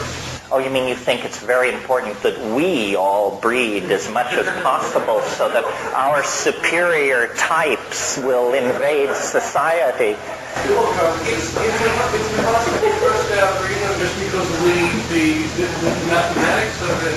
But those who can access the shamanic states, those who can communicate with the mind of Gaia, if anything is going to save the planet, I think it's going to come from this reservoir of creativity. Well, when I said that there were certain genetic lines with a predisposition for shamanism, I didn't mean that some people can get high and some can't. I just mean some people are a cheap date and some people aren't. I really would resist the idea that only some people can access these things. I think the great power of psychedelics is that they're democratic. Tim Leary used to say, when in doubt, double the dose. And that'll eradicate any of these genetic predisposition arguments in a hurry. It would be a very interesting world where populations were dropping. You see, it's capitalism, I can't say this enough, is not in our interest. I mean, suppose we were to start, women were to start only having one natural child. Very, very quickly, every time you went to your mailbox, you'd get a letter from a different attorney somewhere in the world telling you that a distant cousin you had forgotten about had just died and that you were his only surviving relative, and you've just inherited more land, more houses, more cars, more investments. Because if you chop the population of the world in half, you don't have to be Einstein to see that everybody generally is going to have twice as much disposable stuff. Here. Yeah, I have a couple of undigested thoughts here that I want to see if kind of that direction is possible. One, it seems generally with overpopulation, everything else that we're doing on the planet, it's possible that Gaia has invented over time thing, whatever it is that's got us doing what we've been doing, is having a human race after the sort of Kevorkian vision. Oh, God. You mean that we're the suicide species? Yeah, because let's say it sounds like from what you're saying that it would be a good idea, and I don't believe this all my life, looking at what human beings do to each other, not kind of what we've done to the earth. And I want to take a jump. I said this book is not well thought out, but the thing that interests me is the unmaterialized thought becoming material. Okay, it's happened. Maybe it had to happen because this is life and nothing is impossible to life. So it happened, and then God says, okay, enough, and is somehow contributing with it. Well, but in that case, don't you think then that Gaia must be very alarmed that every day now in the Soviet Union more and more thermonuclear weapons are being decommissioned? Absolutely, because, as we hear, the volcanoes are increasing, especially underwater. Off Oregon, 20-some were discovered. Well, the Earth is perfectly capable of raising outrageous hell without us triggering a nuclear war. It doesn't even hurt, that it must be a sort of displacement. Well, I'm not sure exactly. As I said, we don't know what we're for. Maybe we are a suicide machine.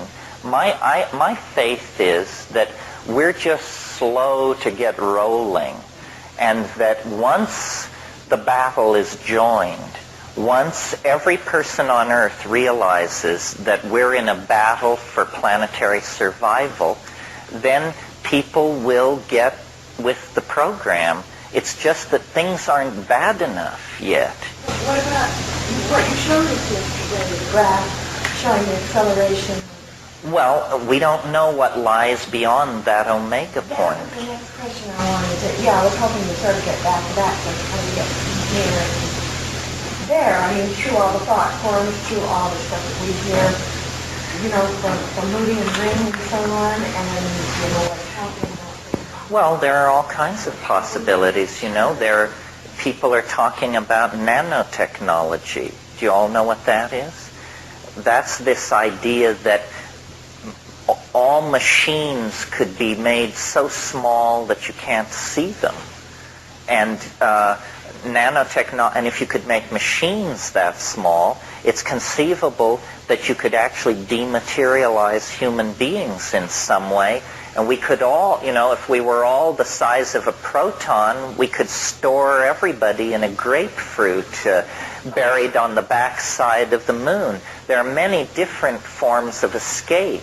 One of the puzzling things, we've talked a little bit about this asteroid strike that wiped out the dinosaurs.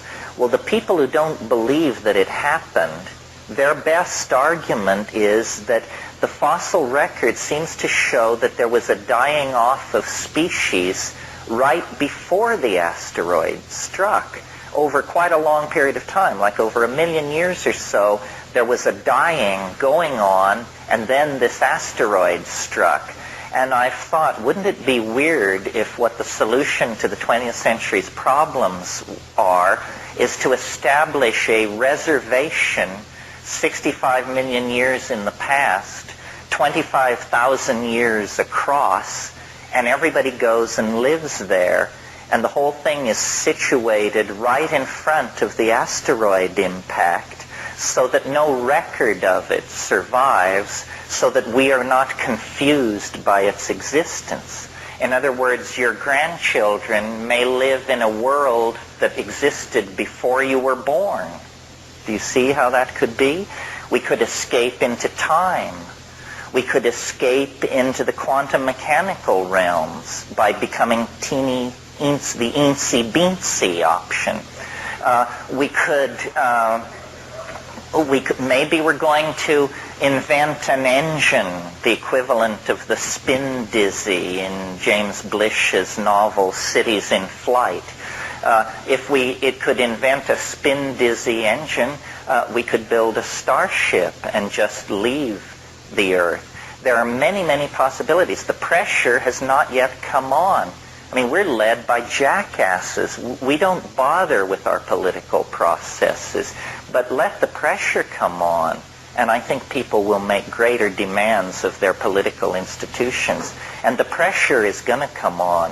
One thing I'm confident of is things are going to get worse before they get better.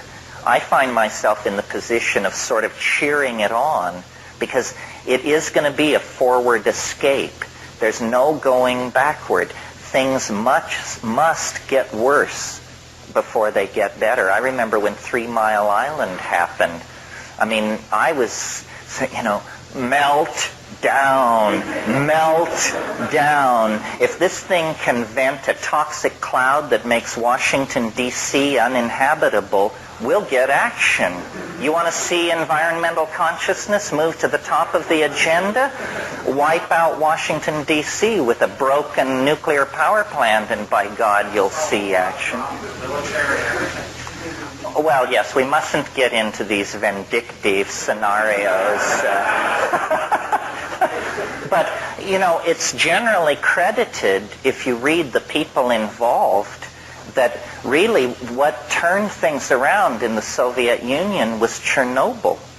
It really was. In the minds of the leadership and the war-fighting plans, and they said, for crying out loud, this thing wasn't even a bomb. It was just a power plant, and 11 days after it partially screwed up, we're able to measure increased radiation levels over Auckland, New Zealand. One power plant. What if there had been a thermonuclear exchange, even a pissant exchange involving, say, under 100 weapons? It's off the scale. So they looked at that and they said, we're bankrupt. We've had it. Then these were the male dominators of the male dominators. I mean, if you've ever met members of the Communist Party of the Soviet Union, my God, talk about people that it's hard to get a smile out of. So, what we have to do is stop looking for leadership from the top, because the least among us make their way into those positions of power. I mean, you can see that now. Those guys are not fit to throw guts down to a bear, any of them. And so, what we have to do is knock off this fantasy of being citizens inside a democratic state. I mean, what we are the propagandized masses inside a fascist dictatorship. And what people have to do is begin to form affinity groups, get their own shit together, get their own goals defined, and then move out into it and do it. It's not going to come from, the policy council of the Republican or Democratic Party. That's just silly to think that.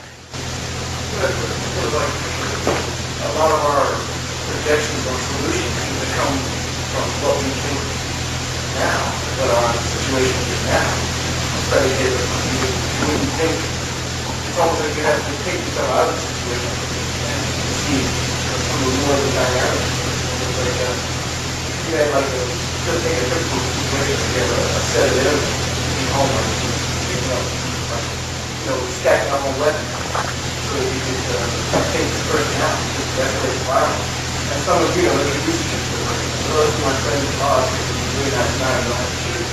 That's the end of that conflict, because you never thought of that. That's right, getting to know each other. Know your enemy, and they probably will not be your enemy. We have a very weird political agenda.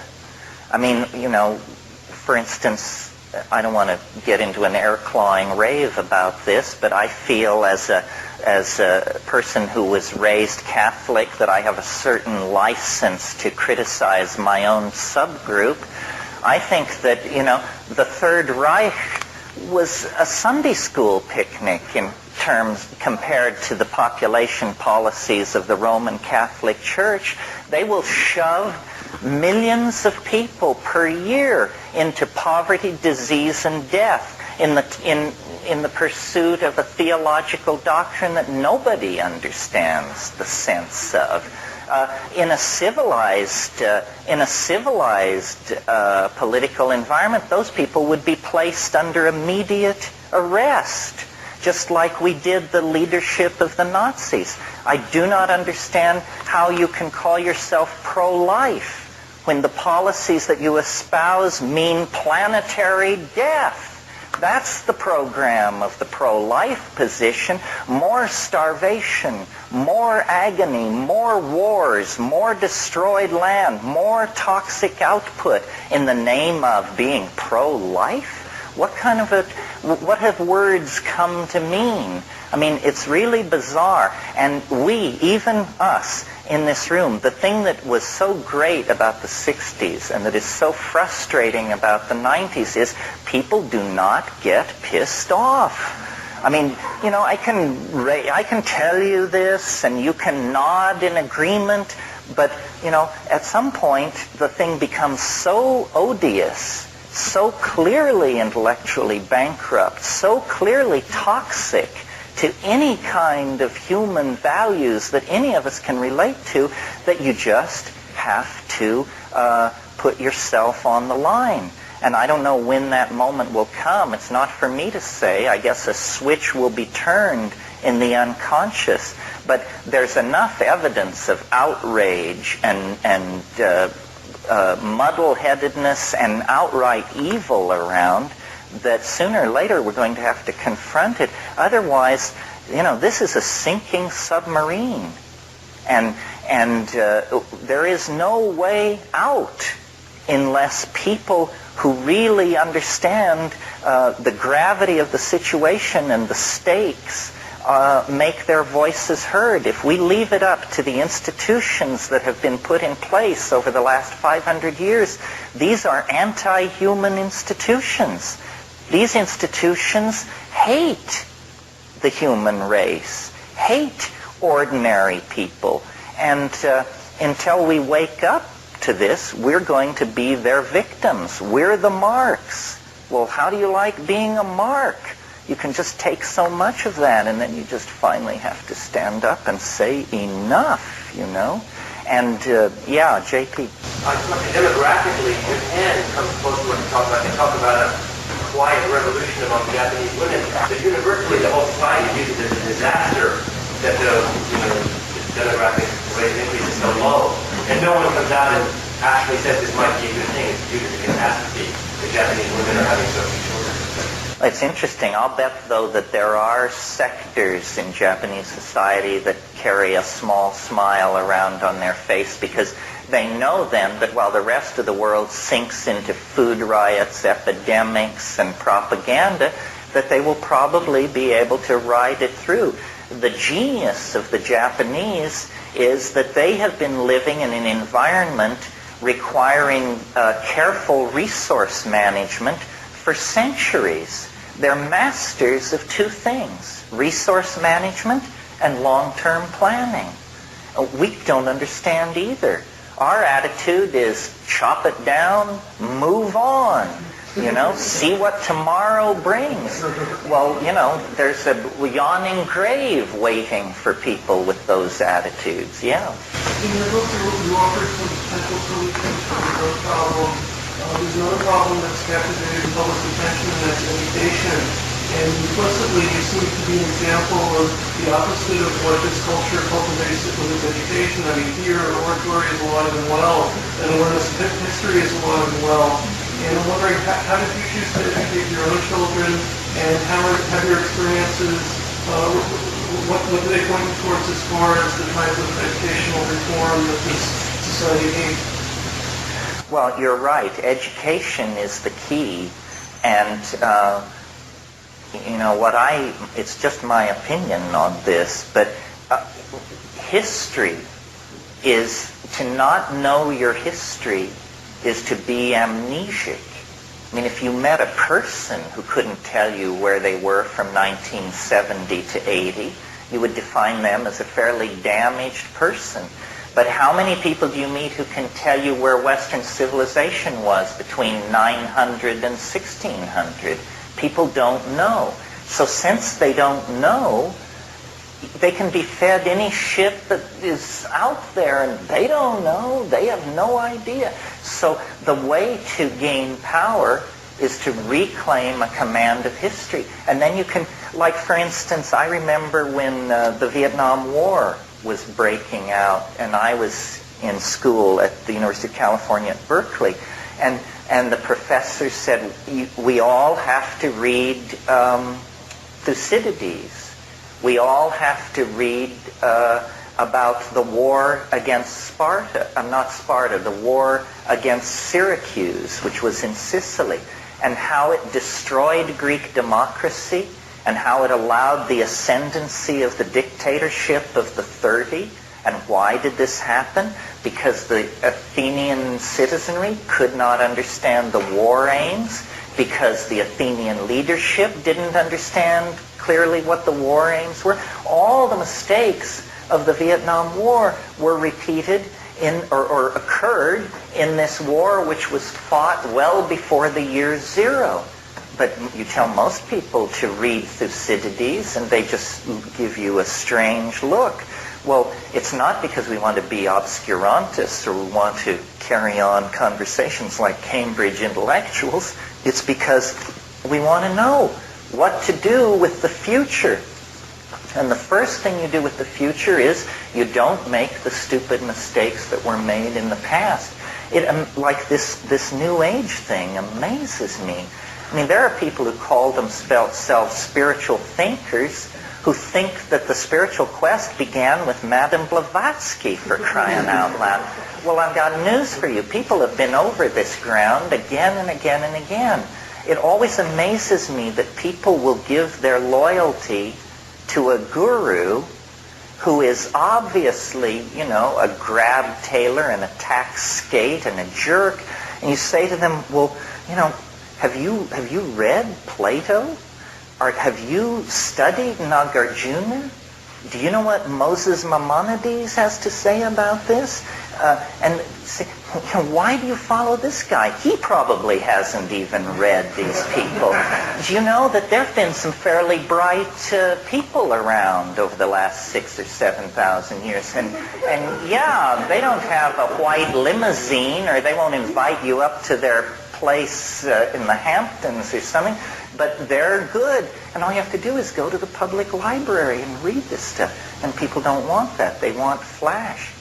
This very sincere people come to my workshops, and I realize that they want me to tell them this stuff. And because I guess this is better than sitting home on a Saturday afternoon and reading. But Plato said it a lot better than I'm saying it. And so did a lot of other people. Civilization is a vast storehouse of wisdom. But if you don't avail yourself of it, then you have to figure it out based on what's happened since Nixon or something. And you're not going to get very far. They trap you with that. I don't want to rave about this, but what I saw happen to my own university, I think that a conscious decision was made by the American establishment at the close of the 1960s. And what they said to themselves was, this idea of universal education and an educated citizenry, this we don't like. We see now what happens when you educate your citizens. They figure out the game, and they come to you with their plans for reform and how to make it better. So I was like among, at least at the University of California, I was among the last people to go through that university where the goal was to inform you about the nature of the enterprise called Western civilization. And after that, what they got into was this MBA, data entry, all this stuff. The universities became trade schools. And what they give you is video games. You know, they give you TV, video games, and they give you a skill. And you say, well, now you're a level 3 data enterer, and we're gonna give you $35,000 a year, and please shut up about it. That's it. You've been brought inside, but we're not interested in your opinions. We're giving you a life, we're giving you a trade, and we'll be giving you some orders downstream, and by God, you better snap to when the moment comes. This has nothing to do with democracy. This is fascism, is what it is. I'm telling you, just like what you said, and how much you learn and how much you can learn. It's the same as Yeah, everything is commoditized. Everything is, they assume that you, and you know, people these days want to be secure. I don't really understand that. It's great. You need a certain critical mass to give that up. It's great when you and all your friends agree that you don't care whether you starve or not because you're going to have so much fun doing it. But it's hard to reach that place by yourself because it's not very much fun. But, you know, it's there is a problem in that we are manipulated and we are not empowered, and those who are empowered, it wouldn't be so bad if they had a plan, but their plan is, you know, another house, another Mercedes, a deeper swimming pool. This is no plan. And so it's up to the creativity of ordinary people, and the strongest weapon to support and augment the creativity of ordinary people is the psychedelic experience, because it allows you to put information together in new and exciting ways. And this is to be then the basis of a new political order. It has to be.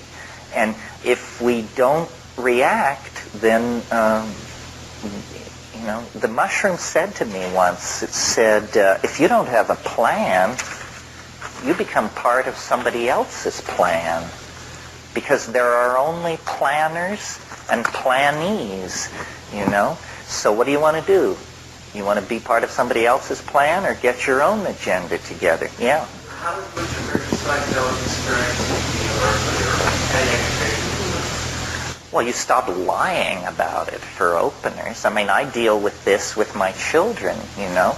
I mean, we live in an area where half the population grows dope, and once a month they have anti-drug day at school, and it's just the level of cultural schizophrenia is just awesome, you know.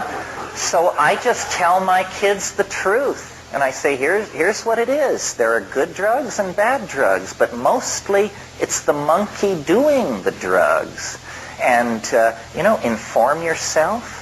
Ask me. If you don't believe me, you know all these other people, shrinks, chemists. Avail yourself. And I'm very pleased with how my kids are turning out. I mean, other people may look upon them with horror. I mean, because they don't take a lot of crap from anybody, but they are of good heart, and they trust themselves. Yeah. After that, so taking drugs, group sessions, was they doing it while reading certain material? Well, no. The thing to do with the drugs on that level is let's unshackle psychotherapy and stop having it be this playpen game and actually get it into play. Psychotherapists are an incipient shaman class. I mean, obviously they aren't all, but that's the place to start. People who want to help people, people who have a portion of a medical education, and people who are interested in the dynamics of the mind. If we all came up through a series of initiations where, you were exposed first to this and then to that and then led on and always educated going in and always debriefed coming out, then these things there would be no problem. We're just so weird about human nature. I mean, the sex thing has just been even mildly dealt with in the last 50 years. And we forget, people I don't know. I mean, it's just weird. People barely knew where children came from until the 20th century.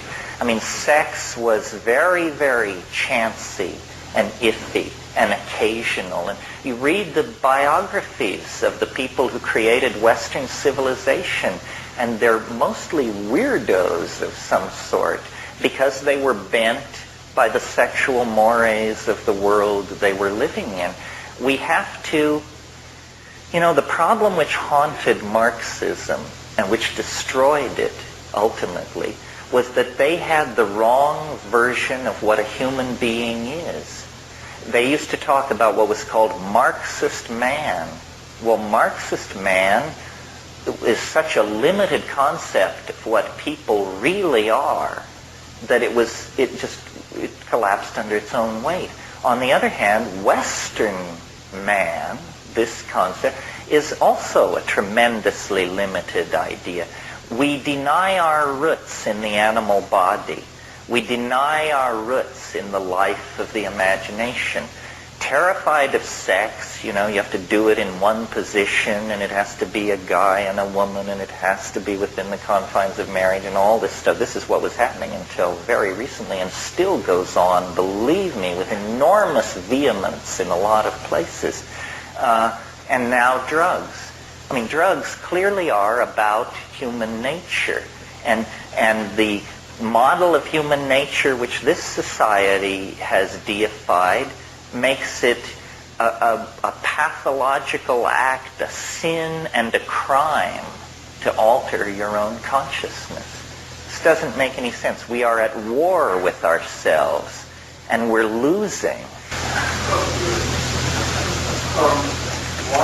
Why then not call psychedelic drugs? I mean, if you're saying that these drugs are bad drugs, why don't you still call something calling it drugs rather than subjecting that to Well, because I think the word drug has been pretty thoroughly corrupted by the dominator.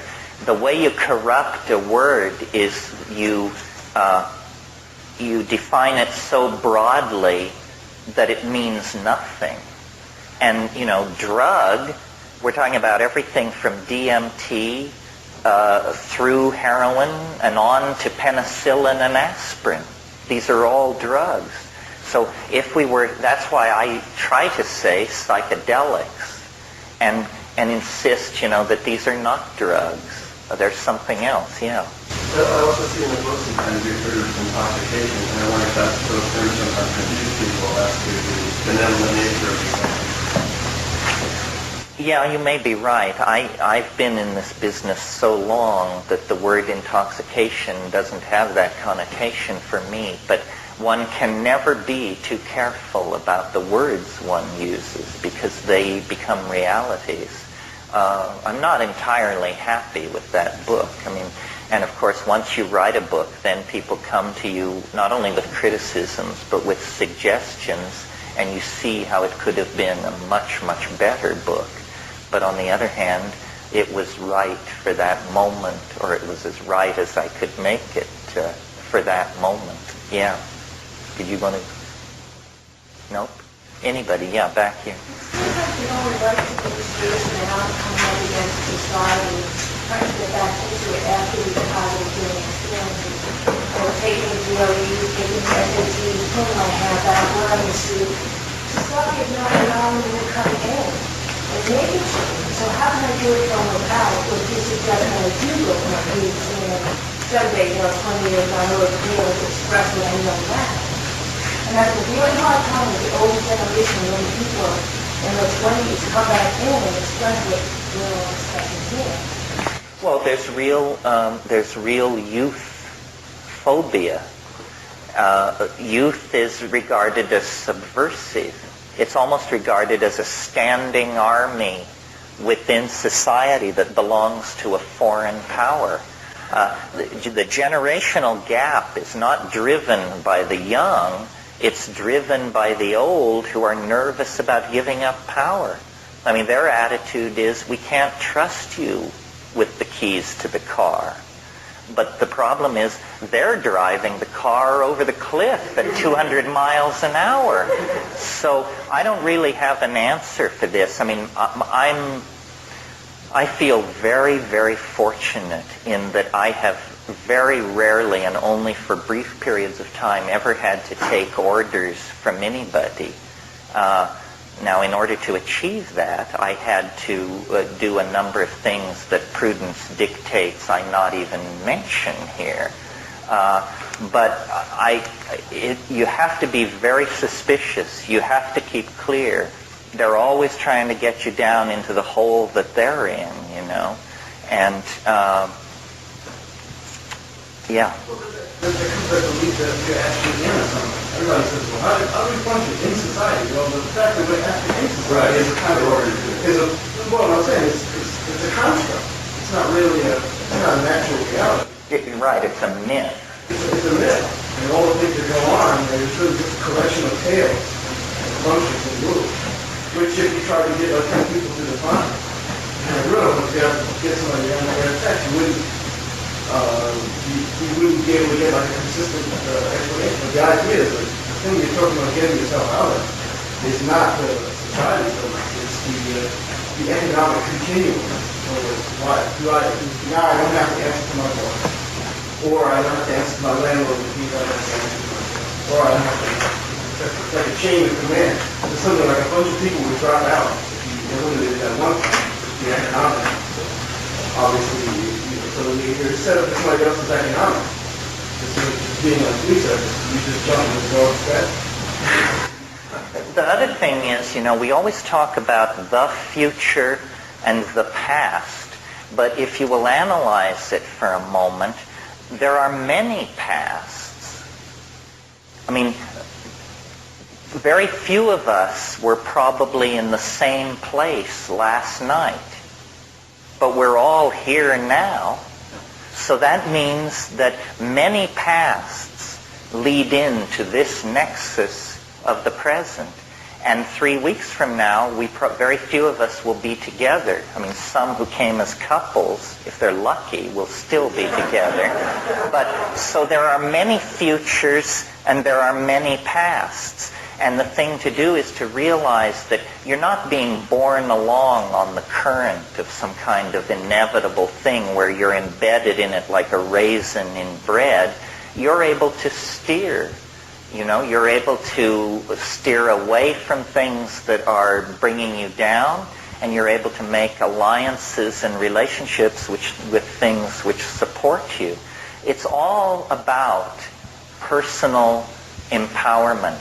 And personal empowerment means deconditioning yourself from the values and the programs of the society and putting your own values and programs in place. As long as you define yourself as a citizen, as long as you wait to be informed by NPR as to what the real nature of the world is, you're not going, and I listen to NPR, I'm not, they're the best of the lot, because the rest is such garbage you can't even get near it. But nevertheless, I notice on NPR an enormous amount of whining. What you have to do is realize that you are what I call, or that the thing to shoot for is what I call extra environmentalism. You know how people sometimes say, I feel like a person from outer space? That doesn't sound like such a bad way to feel. That means that you see what's going down. You see the game that's being run, and you don't buy in. They can't buy you with a Mercedes or business trips to Paris or something like that. You're smarter than that. It's a kind of controlled alienation, where you actually cultivate extra-environmentalism. The great thing about an extra-environmental is that you're at home everywhere. Every place is your home. And therefore you are always comfortable. And you don't have to be with people of your class or your color or your earning capacity to feel all right. I think I said this at one point, but my namesake is the Roman poet Terence, and he wrote these really trashy little social commentary plays. But one quote of his has come down as fairly memorable. He said, "I am a human being, therefore nothing human is alien to me." You see? And that's this thing where you accept the human, you become the extra-environmental. But when you're with the Japanese, you're perfectly able to accommodate yourself to their values and styles. When you're with folks in Lawrence, Kansas, you can come up to that measure. And it's a kind of shifting, it's a magical thing. It's a shamanic thing. You're a performer. You always move through these things with a sense that this is not who I am. This is not what I am. This is merely a response to the demands of the moment. Yeah. Why is that very transcendent the reality to achieve that level? Well, because these realities are that understanding. Like people say, one of the things I once said to the mushroom, why me? Why are you telling me all this stuff? And without hesitation, it said, because you don't believe anything. You don't believe anything. Belief makes it impossible to believe the opposite proposition. And that means you've just truncated your freedom. No matter how noble the belief you have taken on, you have just rejected and limited your ability to believe other things. My favorite story shows you how proud I am. My favorite story in the Gospels is the story of the Apostle Thomas, because you will recall that after the crucifixion, this is a good place to end. This is an alchemical story. After the crucifixion, Christ appeared to the apostles in the upper room in Jerusalem 40 days after. And Thomas was not there. I don't know where he was, somewhere. They'd sent him out for sandwiches or something. Anyway, he came back and they said, the Master was with us. And he said, come on, you guys. He said, you've been smoking too much Red Lab we brought in 3 weeks ago. And they said, no, the Master was with us. And he said, unless I put my hand into the wound, I will not believe it. So then time passed. And then Christ came again to the apostles. And Thomas was among them on this second get-go. And Christ walked in and kicked off his overshoes and looked around the room. And he said, Thomas, come forward. Put your hand into the wound. Which he did. Now, people have different interpretations of this story. My interpretation of it, which is what I leave you with, is that alone among all human beings, in all of human history, only one person was ever so privileged as to be allowed to touch the resurrection body. It was Thomas the Doubter. who was allowed to touch the resurrection body because he didn't believe. And so if you want to touch the resurrection body, be very careful with where you commit your belief. Keep your eyes open, stay smart, take it easy,